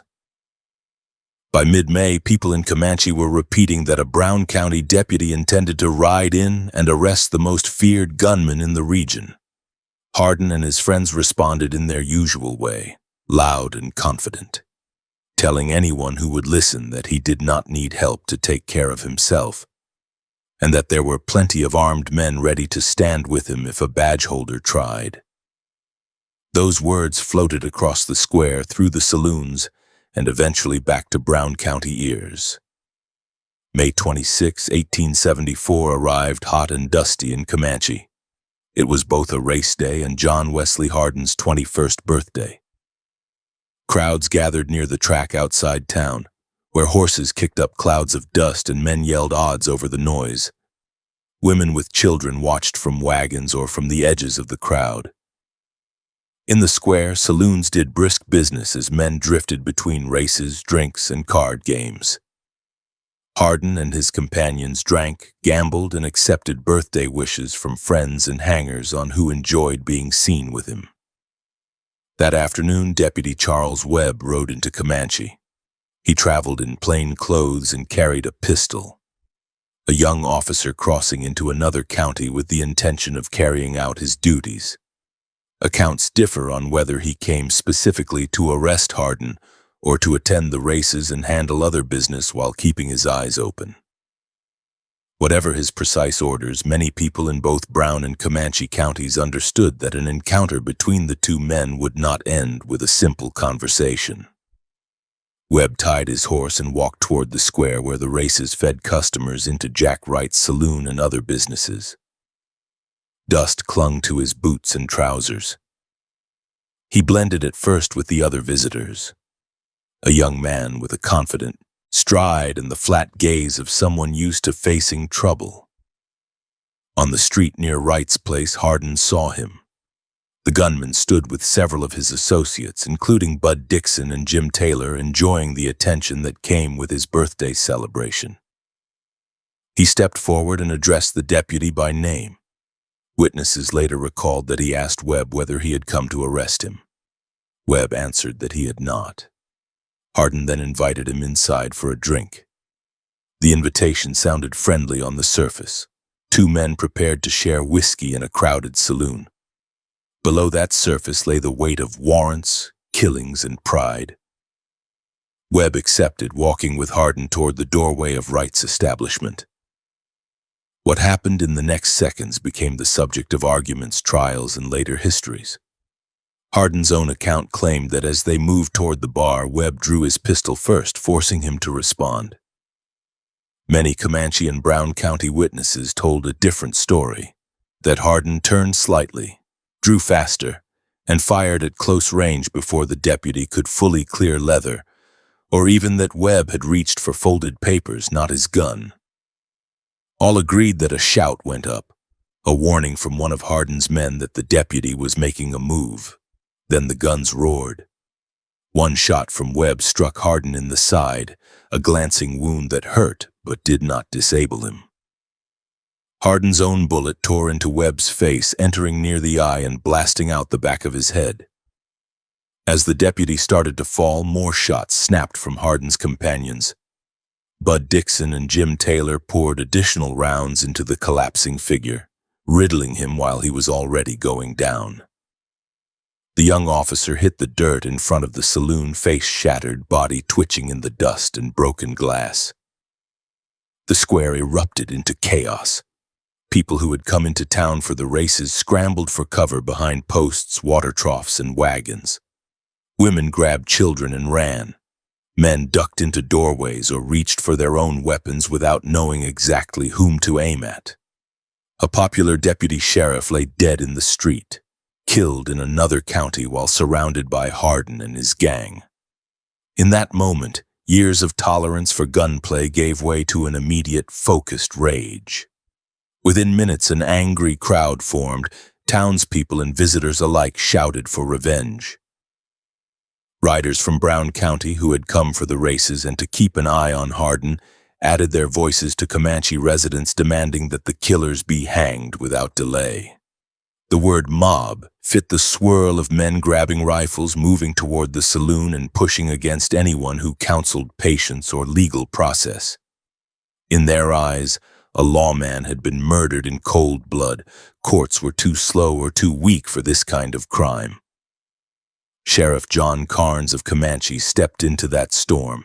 He moved quickly to get Hardin and some of his associates into his custody, not as ordinary prisoners, but as men he knew the crowd wanted to lynch. Hardin surrendered his pistol and gun belt to Carnes, who took possession of the same .44 Smith & Wesson revolver that had just killed Webb. The sheriff tried to calm the crowd, insisting that the law would handle the case, that there would be an indictment and a proper trial. The men outside did not quiet easily. They surged toward the building where Hardin and his companions were held, yelling threats and demanding that the sheriff turn them over. Carnes, understanding that he was badly outnumbered and that the jail was not designed to withstand an enraged mixed crowd of Brown and Comanche County men, found himself in a position where protecting his prisoners and preserving his own authority pulled in opposite directions. While some officers and citizens argued on the steps and tried to push the mob back, Hardin and a few close associates slipped out through a side exit. Different sources describe the exact route, but they agree that he left the building before the crowd could break in. Once outside the immediate ring of angry men, he ran for a horse, struggling with the loose belt as he tried to buckle on his recovered gun. The strap slipped, and the holstered revolver fell to the ground. Sheriff Carnes ended up with the weapon again, while Hardin and at least one companion mounted bareback and rode out of town under fire. Shots chased them as they pounded away from Comanche, clods of dirt kicking up around their horses. Some pursuers followed for a distance, but many of the men in the mob carried only sidearms or had left rifles at home, not expecting to need them at a race day gathering. The chase thinned out as horses tired and riders realized they were not properly equipped for a drawn-out pursuit of practiced gunmen. Hardin reached his father's place in the countryside where his family and allies gathered to decide their next move while the town behind them seethed. Back in Comanche, outrage over Webb's death did not fade. Hardin's parents and his wife were taken into protective custody to keep the mob from turning on them in his absence. His brother Joe and cousins Bud and Tom Dixon were arrested on earlier warrants and for their suspected roles in the Webb killing. They were lodged in jail under heavy guard, yet the anger in Brown and Comanche counties did not cool with their incarceration. Webb had been widely liked, and the sight of his body laid out for burial fixed the demand for blood. On May 31, a group of men from Brownwood rode to the jail where Joe Hardin and the Dixon brothers were held. They overwhelmed whatever resistance remained, dragged the prisoners out, and took them south of town to a spot where trees stood close enough to serve their purpose. Ropes were thrown over branches. No formal verdict had been read, no jury had convened. The three men were hanged as a direct answer to Webb's killing and as a warning to anyone who thought of following Hardin's path. Their bodies hung for a time, then were cut down. Family members later brought the remains to a burial place connected to the Hardin home, turning private land into a graveyard born of feud and mob justice. The lynchings made it clear that the frontier tolerance for Hardin's actions had reached a limit. He had killed soldiers, cowboys, Mexican herders, freedmen, and law officers in other places, yet somehow avoided both a court sentence and the rope. In Comanche, the combination of a slain deputy and an enraged population put his own relatives at the end of a noose. That outcome forced even Hardin to recognize that simply riding away from each shooting would no longer shield his circle from retaliation. In the weeks after Webb's death and the hangings, Hardin and Jim Taylor parted company. The killings at Indianola, Cuero, Albuquerque, and now Comanche had drawn the focused attention of rangers and state authorities. Frontier battalion companies under men such as A.E. Bill Waller began to concentrate on bringing Hardin in, not just as another gunman, but as a symbol of lawlessness that could not be allowed to keep riding. Hardin heard that those units were coming and understood what it meant. Rangers with specific orders and a lynch-minded public behind them left little room for negotiated surrender. By late summer, the events of that birthday afternoon in Comanche had closed several doors. Hardin had reached only his 21st year, yet the killing of Charles Webb and the lynching of Joe Hardin and the Dixon cousins had turned him from a feared roving gunman into a hunted symbol of everything state leaders wanted to crush.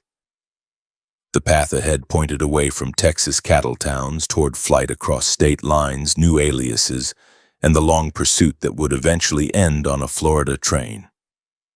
Behind him, In Comanche and Brownwood, fresh graves and bitter families kept his name alive in a way no legend could soften, as the man whose celebration ended with a deputy dead in the dust and his own kin swinging from ropes.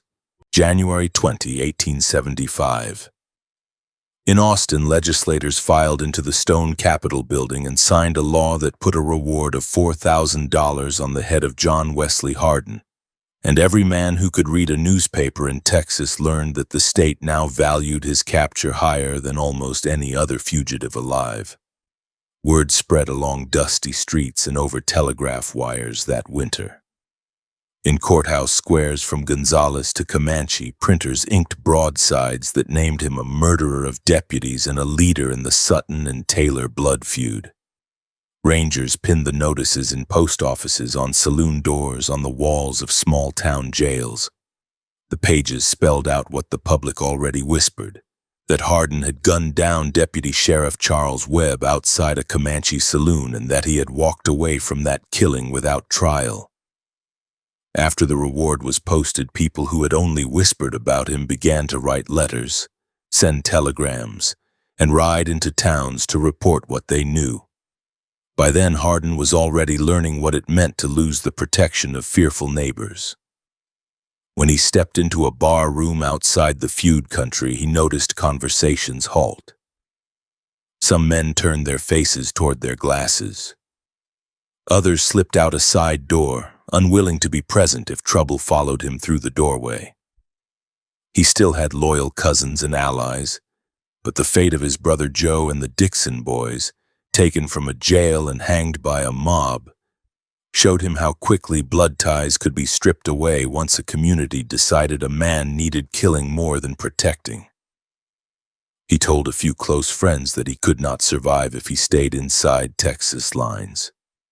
Newspapers recast every rumor into fact, and each new killing anywhere near his old haunts was laid at his feet. What had once been scattered warrants in a handful of counties had become charges stacked across the map.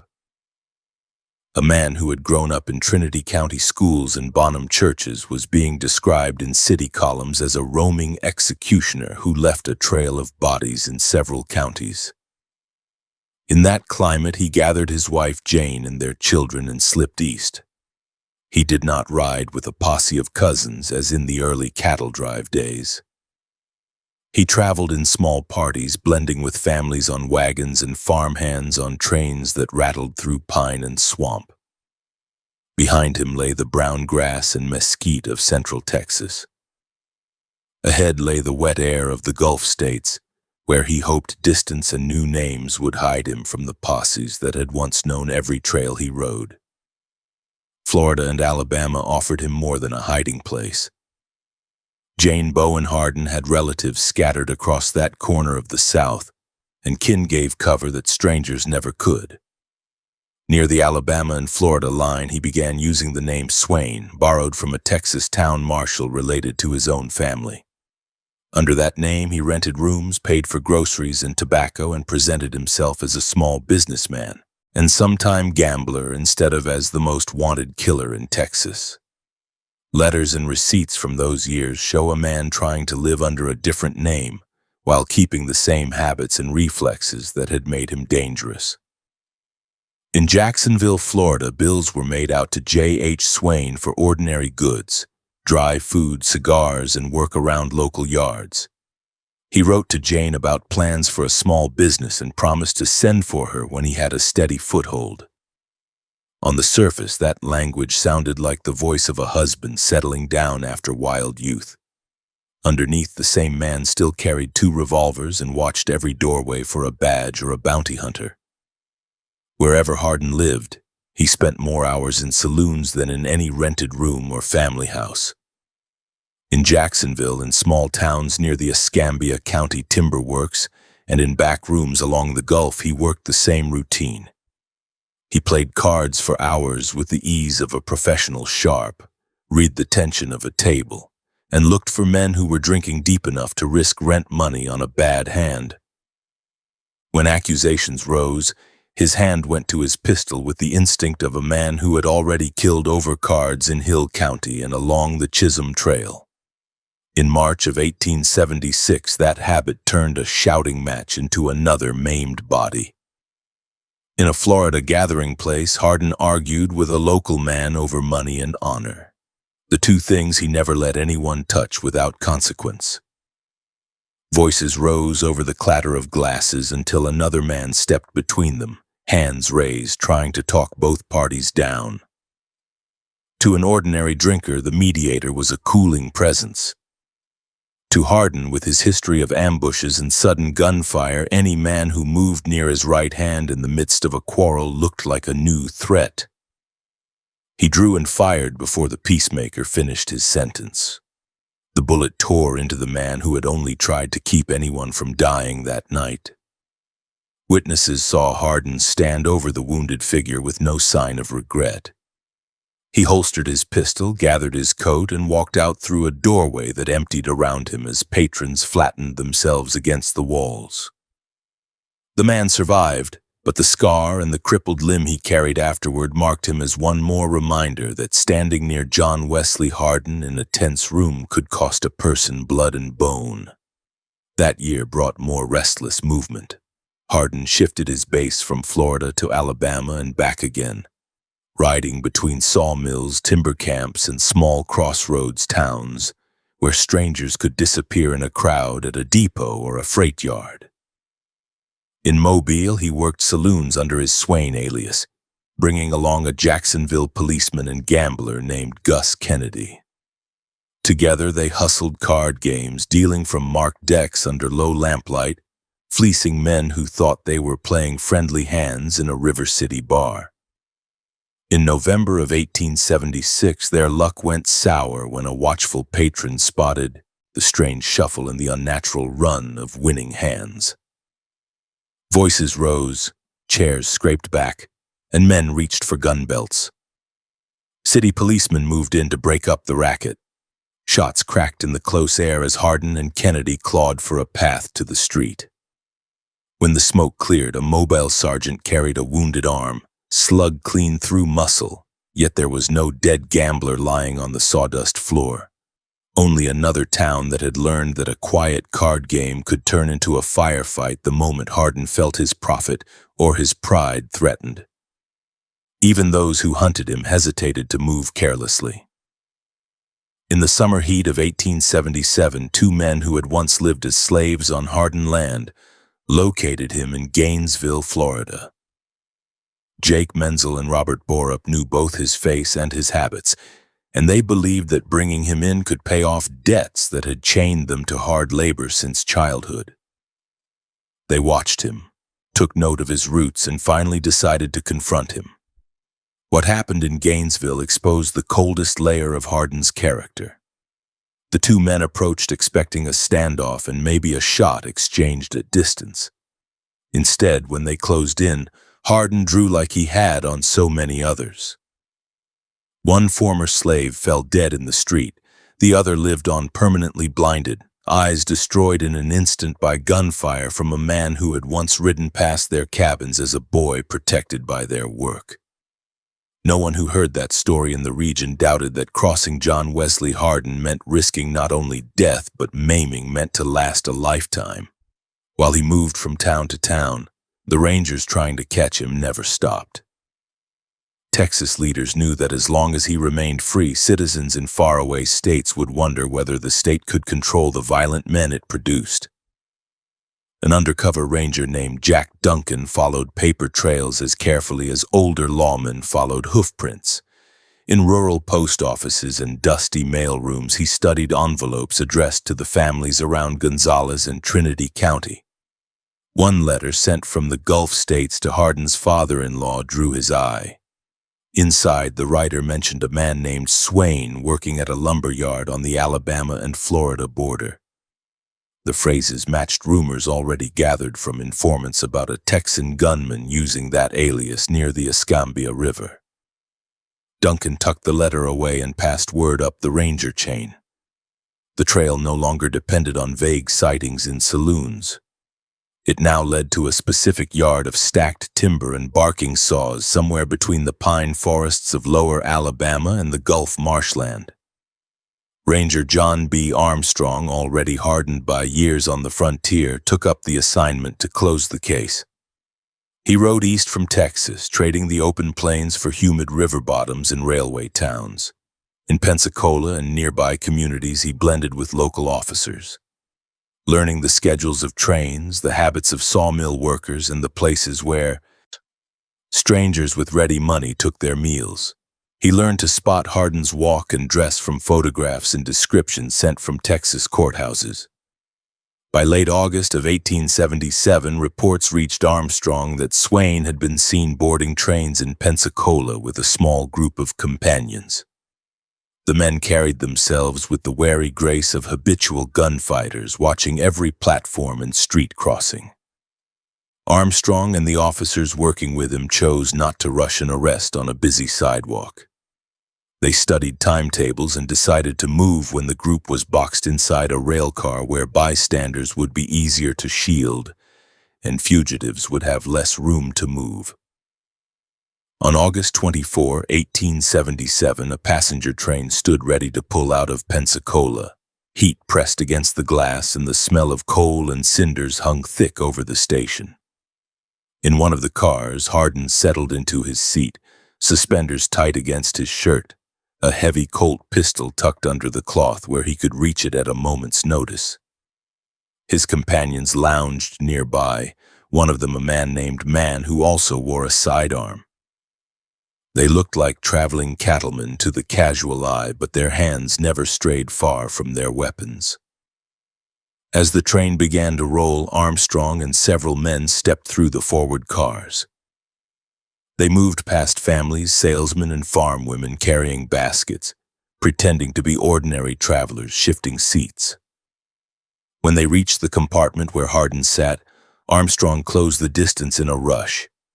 Witnesses later recalled a brief tangle of motion rather than a classic stand-up gunfight.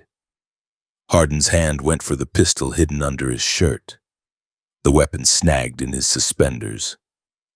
Before he could tear it free, Armstrong slammed him with the barrel of his own gun, cracking bone and sending the Texan sprawling into the bench.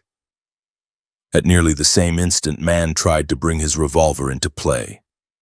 Armstrong and the local officers fired, and Man dropped in the aisle, blood pooling on the floorboards between scattered hats and valises.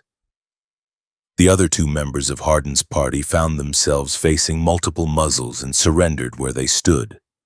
Passengers who had heard stories of Hardin's lightning draw sat frozen, watching the most feared gunman in Texas lie stunned and bleeding on a train floor, captured not in a blazing duel but in a quick, brutal rush. When Armstrong and his men hauled Hardin off the train in Pensacola, shackles closed around wrists that had once held a revolver steady in dozens of fights.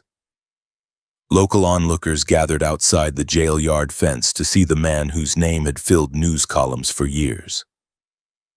Some expected a hulking brute. Instead, they saw a compact, pale-faced prisoner with sharp eyes and bruises spreading across his cheek where the arresting blow had landed. The gap between the tales he had told about himself and the reality of his capture stood plain to anyone who compared the scene with the boasts that he had never been taken alive. That day marked the end of his years as a free killer. Behind him stretched a trail of bodies that ran from Reconstruction, Texas into the pine woods and coastal towns of the Deep South, including lawmen, soldiers, black laborers, gamblers, and bystanders who had simply been unlucky enough to share a room with him when temper or fear took hold. Ahead of him waited courts, prison walls, and the long unraveling of a life defined by repeated killings and by the fear his name had created. June 5, 1878. In the Comanche County courtroom, the air felt still despite the open windows. Men stood packed along the walls and in the hallway, craning to see the young prisoner in iron cuffs at the defense table. John Wesley Hardin faced the jury with hair cut shorter than in his trail days, wearing plain clothes instead of a gun belt and tailored vest. On the far side, Brown County men watched, remembering Deputy Charles Webb laid in his coffin with a ruined face. Comanche residents stood beside them thinking about the race day that had turned into a killing in front of Jack Wright's place. The jurors had heard weeks of testimony about the brief exchange of words, the sudden shout, and the blast of pistols that left Webb dead in the dust. Witnesses disagreed over whose hand moved first, but the dead deputy could not speak, and the surviving gunman had years of blood behind him. When the jury filed back in, boots scuffing the floorboards, the room went quiet. The foreman read out the verdict of murder in the second degree. The judge, seated high above the crowd, pronounced the sentence, 25 years in the state penitentiary at Huntsville. Noise rose again, a mix of satisfaction from Brown County men and subdued mutters from those who had once admired Hardin's skill with a pistol. A short time later, deputies led him from the courthouse to a wagon. Iron bracelets bit into his wrists, chains linked his ankles. Outside, the same sun that had shone on his 21st birthday now glared off the metal of shackles. As the wagon rolled away from Comanche, the town that had once treated him like a local celebrity watched him leave as a convicted murderer. The man who had walked away from dozens of shootings with no formal punishment now faced a defined stretch of years behind stone and barred windows. At Huntsville, the prison walls rose above the surrounding town, brick and stone enclosing sweated labor and hard discipline. Guards with rifles walked the perimeter. Inside, a clerk entered Hardin's name in the convict ledger and noted his sentence, his age in the mid-20s, his home counties, and the nature of his crime. He was issued striped clothing, heavy coarse fabric that replaced the tailored coats and vests he had worn in saloons. A barber's shears cropped his hair close. A doctor gave him a brief examination, noting old scars from bullets and the lingering signs of the shotgun blast he had taken in Trinity. He joined a line of men marching into the main cell block, boots echoing on the stone. Iron doors clanged shut behind each inmate. At night, he lay on a narrow bunk in a crowded tier, hearing coughs, low talk, and the metallic rattle of chains whenever a man turned in his sleep. Daylight meant work. The prison administration assigned him to the wheelwright shop, where convicts shaped wood for wagons and other equipment, or to the shoe shop, where they cut leather for boots. The labor was monotonous but relentless, overseen by guards who carried whips and did not hesitate to use them on men who slowed or disobeyed. Less than a year into his term, Hardin directed his energy toward escape. Along with several dozen convicts, he joined a plan to tunnel into the prison armory where rifles and ammunition were stored. At night, after work details ended, selected men took turns with improvised tools, chipping through brick and earth from a concealed starting point. The tunnel had to pass through several walls and layers of masonry before it reached the armory. They concealed the debris in hidden spaces and under beds, working by dim light and in stifling air. The plan advanced far enough that the tunnel passed multiple walls and approached the armory area. Then, hours before the scheduled break, another inmate betrayed the scheme.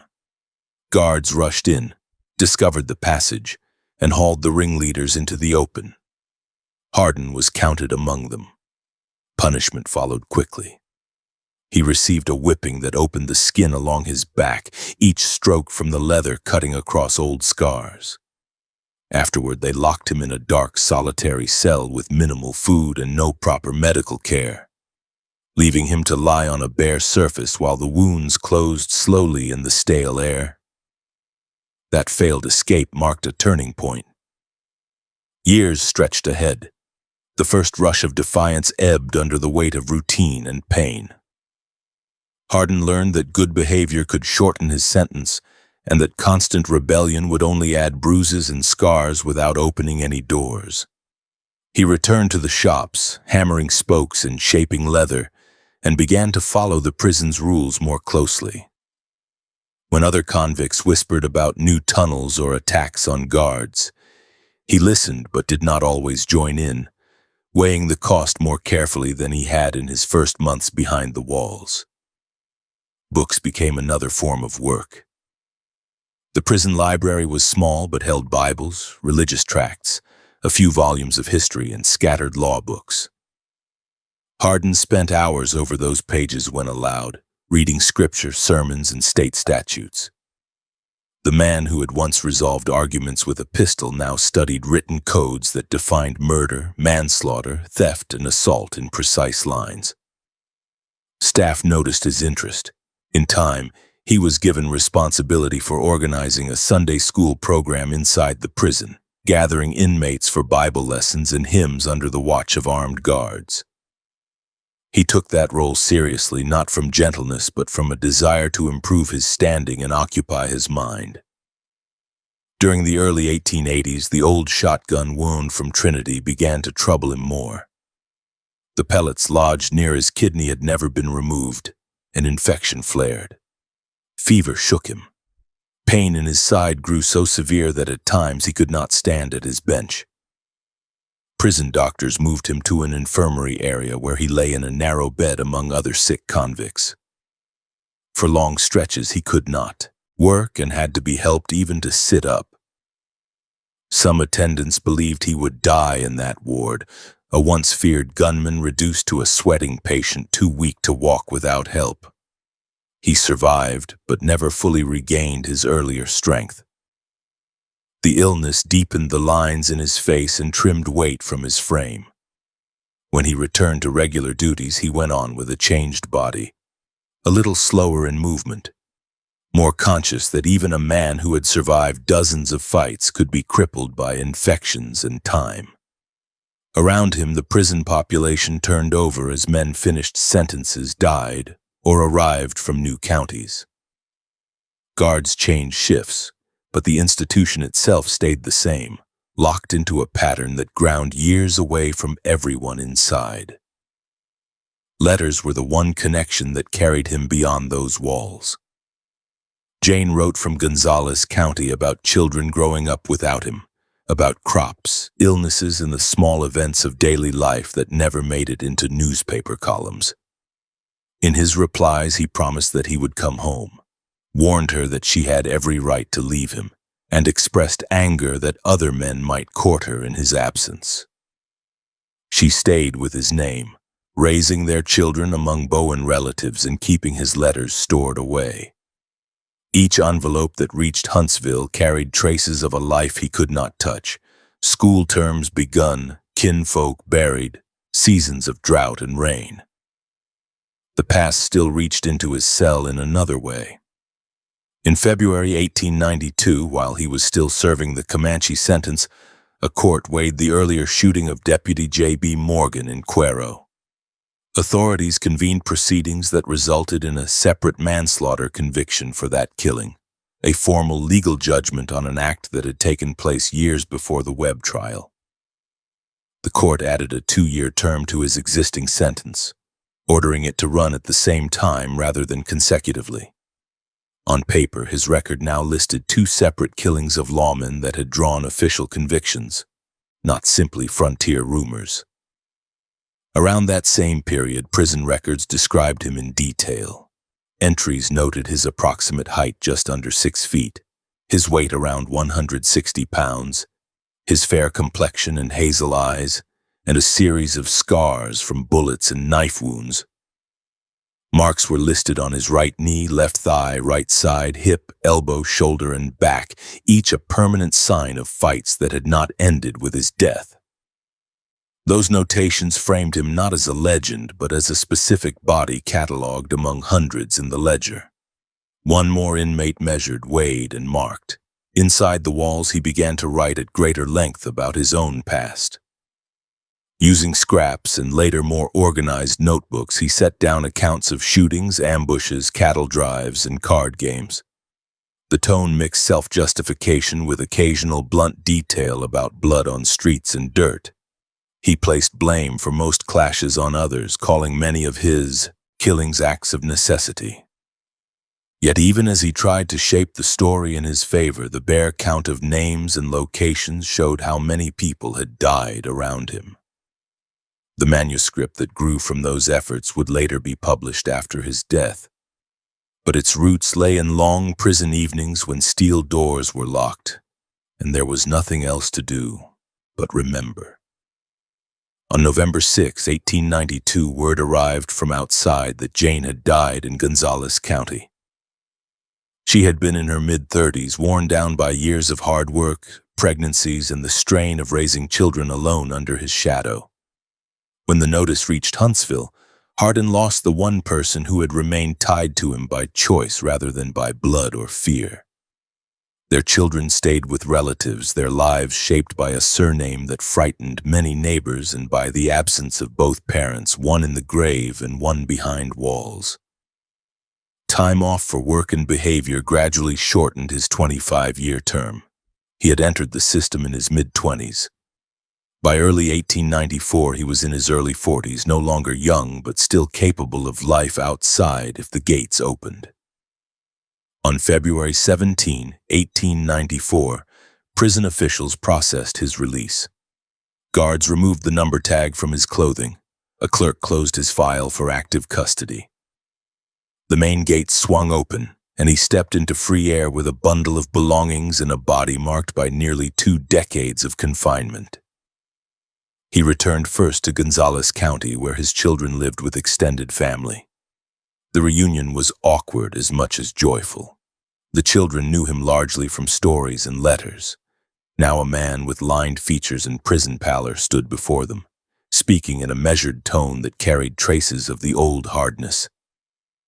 He visited Jane's grave in Karnes County, looking down at the stone that marked the end of the woman who had married a wanted youth and died while he served his sentence. Around him, neighbors watched from a distance, measuring how much of the old danger still clung to him. Within weeks, he sought a formal restoration of his standing. On March 16, a state pardon removed the remaining legal barrier of his old conviction, an act that signaled that official Texas had decided his debt under that sentence was paid. He did not stop there. He turned the years of reading law in prison into a new step, applying to take the state bar examination. In the summer of 1894, in a courthouse where he might once have faced a jury, he sat instead before legal examiners. On July 21, 1894, he passed. The same state that had locked him behind Huntsville's walls now recognized him as qualified to practice law. A judge certified his character and fitness for the bar, balancing his conduct in prison in recent months against the killings that had filled earlier indictments.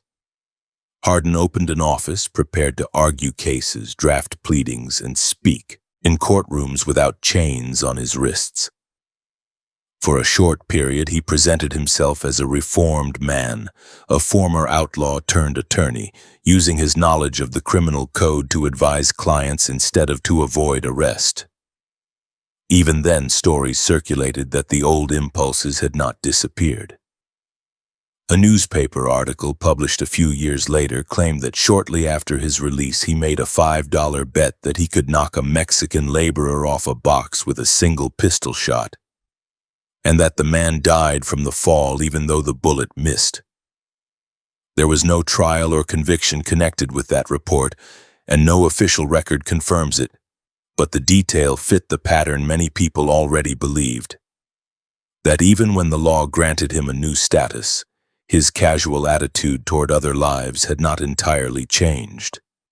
As 1894 closed, Hardin stood at an odd crossroads. He had survived gunfights, disease, and nearly 17 years in Huntsville. He now held a law license, a pardon, and a chance to live as something other than a hunted man. Yet his name still carried the weight of every killing from his teens through the Webb shooting. That tension between formal respectability and a long record of violence shaped his next move, a decision to leave the quieter towns of South Texas and seek new work in a border city where law, gambling, and gunmen mixed daily along a single strip of saloons. January 9, 1895. In Karnes County, a justice of the peace signed a marriage record listing John Wesley Hardin, a recently pardoned attorney in his early 40s, and 15-year-old Carolyn Jane Callie Lewis as husband and wife. The ceremony was brief. Callie stood beside a man more than twice her age whose name had filled Texas newspapers with reports of shootings, prison years, and a sudden rise to the bar. Relatives watched, some uneasy, some resigned, knowing that his earlier marriage had already left children growing up without a father. For Hardin, the document offered a new household on paper, but his thoughts were already turning toward the far west of the state where old patterns of gunfire and legal trouble were waiting. The marriage never settled into a shared home. In the weeks after the ceremony, he drifted instead toward work that pulled him away from any chance at ordinary life. A kinsman by marriage, James Jim Miller had become embroiled in a bitter conflict with Reeves County Sheriff George Bud Fraser at Pecos. Miller, a reputed hired killer, carried shotgun scars from a close-range attack by Fraser, and now faced legal trouble of his own. Letters and word of mouth reached Hardin that there was money to be made representing Miller, and that his new status as a licensed attorney, combined with his reputation as a gunman, made him an attractive ally in that feud. By March, he was in Pecos, a hard town on the western plains with wind that drove dust along the railroad tracks and through the streets between false front buildings. Around the depot and the saloons, cowhands, section crews, and drifters moved in constant motion. Hardin arrived not as a fugitive, but as John Wesley Hardin Esquerner, a man carrying law books and a reputation for killing. In court filings, he used formal language to accuse Fraser of attempted murder for his earlier shooting of Miller. At the same time, he met with Miller and his circle in back rooms where talk ran from witness lists to who might be marked for death if juries did not deliver the desired verdicts. The case against Fraser was set for trial in El Paso, the largest city on that stretch of border. Hardin followed it there, riding west along the rails beside the Rio Grande. El Paso in 1895 was a city of adobe and brick pressed against the edge of Mexico, with San Antonio Street and other thoroughfares lined with saloons, gambling rooms, dance halls, and small law offices.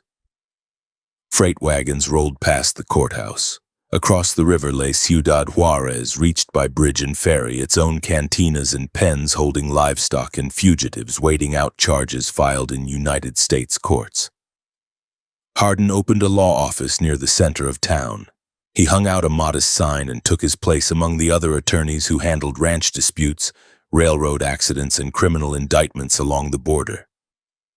For a short time, he drafted motions, spoke with clients, and appeared in court connected with the Miller-Fraser matter. Local newspapers remarked on his presence, noting that the man once sentenced to Huntsville now spoke for others before a judge. Yet even in those first weeks, other habits reasserted themselves. As often as he sat at a desk, he leaned on bar counters along the entertainment strip, rolling dice, playing cards, and drinking until the lines between professional and gambler blurred. He also began to attract new company. Among the people who sought his help was Helen Beulah Moroz, a woman tied to a Polish-born cowboy and suspected rustler named Martin Moroz. Martin faced charges in New Mexico and had been picked up across the river by Mexican authorities. Beulah looked for a lawyer who knew both the law and the ways of men who lived by force. Hardin took the case and her fee. Soon they were seen together often enough in El Paso that gossip spread, naming her as his constant companion as well as his client. In May, a different kind of trouble broke out in one of the city's saloons. At the Gem Saloon on San Antonio Street, Hardin lost a significant sum at the gambling tables, around $100, to another player. Watching the way the cards fell, he became convinced that the game had been crooked. Refusal to accept loss had already cost several men their lives around his earlier card tables. In El Paso, the pattern repeated in altered form. He drew his pistol, confronted the gambler, and forced the man at gunpoint to hand the disputed money back. Patrons scattered away from the line of fire, recognizing that an argument over cash with this particular attorney could end with bodies on the floor. The city did not ignore the incident. A case was filed charging him with unlawfully carrying a pistol. and with using it to take money by threat. He answered with a printed defense, claiming he had only reclaimed his own funds from a cheat and insisting that he had not intended to rob anyone. Local editors published his explanation alongside earlier reports of his conduct, letting readers judge whether a man with his record deserved the benefit of the doubt. A county court later fined him for gaming and ruled on the weapons charge, adding a formal conviction to a long string of earlier, deadlier episodes that had never reached judgment. While that case moved through the docket, events around Beulah and Martin Moreau's turned violent. United States Deputy Marshal George Scarborough and El Paso Police Chief Jeff Milton crossed into Mexico on official business, tracking Moreau's, who was wanted on warrants for cattle theft and other crimes. They arrested him and began the journey back toward El Paso. On June 21, 1895, as they led him through rough ground near the border, gunfire broke out. Moreau's died under their guns, shot while en route from custody in Mexico to jail in Texas. Scarborough and Milton returned with his body and a story that he had tried to escape, forcing them to shoot. Hardin's role in that killing lay in the overlapping lines between his private life and his law work. Beulah had entrusted him with money and her husband's defense. After Moreau's death, he claimed in front of witnesses that he had paid Scarborough and Milton to kill the rustler. That boast, if accurate, described a deliberate murder arranged for money. The two officers were arrested on the strength of his words. Then, when it became clear that he would have to repeat those statements under oath in court, he withdrew them and denied having hired anyone to commit the killing. Without his testimony, the case against Scarborough and Milton collapsed, and they were released. Moreau stayed dead, buried not far from the plot where Hardin himself would later lie. Afterward, Hardin's relationship with Beulah deteriorated. She had lost her husband, faced public scrutiny, and depended on the remaining money in her hands to survive. By midsummer, the partnership between client and attorney had turned into shouting matches in public places. On August 7, 1895, a charge was filed in El Paso accusing Hardin of threatening Beulah's life. According to reports at the time, he had confronted her and told her that she would be killed if she did not handle matters the way he wanted. Language consistent with the hard, casual tone he had used toward disliked men along cattle trails and in Texas towns years earlier. Officers arrested him on the threat complaint and he posted bond, adding yet another count to the growing stack of cases bearing his name. The circle around Beulah and Hardin drew in another family whose history already mixed law work and gunplay, that of Constable John Henry Selman. On July 31st, or shortly after, Selman's son, El Paso policeman John Selman Jr., arrested Beulah for displaying a pistol in public. She had been armed in the street, a dangerous choice in a city already thick with nervous officers and gunfighters. Young Selman took her into custody on the weapons charge. Hardin regarded the arrest as a direct insult to a woman he had been close to and as an intrusion into affairs he considered his own. He went looking for the younger lawman. When he found him, there were sharp words over the arrest and over the treatment of Beulah in jail. Accounts that circulated afterward, especially among members of the Selman family, said that Hardin struck John Selman Jr. with his pistol, knocking him down or cutting his face, and threatened to kill him if he interfered again.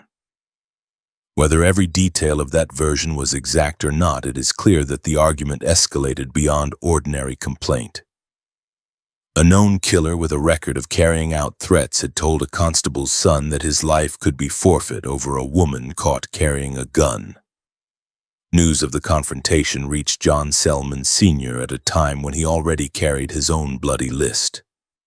As a constable and sometime outlaw, he had taken part in earlier shootings, including the killing of former Texas Ranger Bass Outlaw in an El Paso brothel. He understood both the public face of law enforcement and the private calculations of men who lived with guns on their hips. Hearing that Hardin had beaten and threatened his son, he took the warning personally. On the afternoon of August 19, 1895, Selman encountered Hardin on the street. Witnesses recalled a tense exchange of words. Hardin did not back down. The two men, each with a long record of violence, faced one another in daylight with hands never far from their pistols. No shots were fired in that brief meeting, but it deepened the sense that the standoff had reached a point where one or both would soon use weapons rather than insults. That night, the heat still clung to El Paso's streets as people moved between saloons along the row. Oil lamps and gas lights cast yellow light out onto the boardwalks. Inside the Acme Saloon near the corner of San Antonio Street, smoke from cigars and pipes hung under the ceiling while the sound of voices, clinking glasses, and dice on wood filled the room. Hardin stood at the bar playing a game of dice with the bartender, betting for drinks. He wore a pistol as usual, a revolver in a holster on his hip, the same kind of weapon that had ended arguments from Adamsville to Comanche. Shortly before midnight, Selman stepped through the front door of the Acme. He was in his mid-50s, older than many of the men in the room, but still carrying himself with the caution and speed of a practiced gunfighter. His coat hid a Colt revolver. As he entered, he saw Hardin at the bar with his back partially turned. Some accounts later claimed that Hardin saw Selman's reflection in the saloon mirror and began to move for his gun. Other witnesses insisted that Hardin was focused on the dice and never knew death was walking up behind him. What is certain is that Selman drew his pistol and fired without giving a warning. The first bullet hit the back of Hardin's head. The impact drove him forward. He crumpled, striking the bar and then the floor, the dice scattering from his fingers. Blood spread quickly across the boards under his body. As he lay there, his hand near or on the grip of his own revolver, Selman fired again and again, sending additional rounds into the man who had survived so many fights elsewhere. Drinkers who had been watching the game scrambled away, knocking over chairs and glasses. Some ran for the door. Others pressed themselves flat against walls to avoid any stray shot if Hardin somehow managed to return fire. There was no return fire. The man who had put bullets into soldiers, freedmen, deputies, cowboys, and bystanders from Trinity County to Comanche did not rise. Years earlier, he had told friends that no one would ever take him alive. In the Acme Saloon, he had not even faced his killer. The pistol in his holster remained undrawn. The offer of 4 sixes on the dice table turned into his final recorded words, a gambler's call cut off by a bullet to the skull. Police moved quickly to secure the scene. Officers disarmed Selman and took him into custody. Onlookers pressed against the doors and windows of the building where Hardin's body lay on the floor.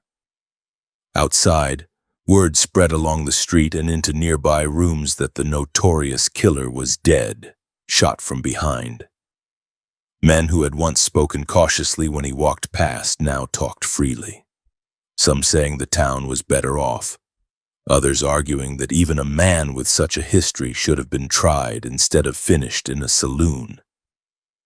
An inquest examined the body and the circumstances. The coroner recorded the head wound and the additional bullets in his torso. Papers wrote up the death with blunt headlines describing him as a bad man whose career had ended abruptly at 42 years of age. Undertakers prepared the corpse and carried it to Concordia Cemetery. There, in a dry plot on the edge of town, they lowered the coffin into the ground and marked the spot with a stone. Moroz, killed earlier that summer, lay nearby, an unplanned neighbor in death. Visitors began almost at once to come see the grave of the man whose name had once made outlaws and settlers alike nervous whenever he appeared in their doorway. Selman stood trial for the killing, charged with murder. At his first hearing, he claimed self-defense, testifying that he believed Hardin to be reaching for a gun as he walked into the Acme. Jurors listened to accounts from both sides, including the earlier conflict over Beulah Moroz and the threats against young John Selman. The panel failed to reach a unanimous verdict, resulting in a hung jury. Selman was released on bond to await another trial that never came. The following year, he died in another El Paso gunfight, shot in an alley by United States Deputy Marshal George Scarborough after a separate quarrel. The men who had tangled with Hardin around Beulah and Martin shared the same pattern, wearing badges while moving in a world where arguments, gambling, and pistols were never far apart. By the end of 1895, Texas newspapers and frontier storytellers treated the Acme Saloon killing as the natural final line in a life marked by repeated, often senseless acts of violence. Hardin had carried his temper and his guns from schoolyard fights through cattle trails, feuds, jailbreaks, law officer assassinations, and the slaughter of black laborers and Mexican workers. Huntsville had taken 17 years from him, but freedom had not changed the core of his behavior. In El Paso, given another chance under a law license, he chose once more to drink, gamble, threaten, and boast about arranging a man's death. When John Selman stepped through the Acme doorway, he ended that pattern with 4 shots, leaving behind graves, widows, and a legend built on the fear he had created in others, rather than on any courage or restraint of his own.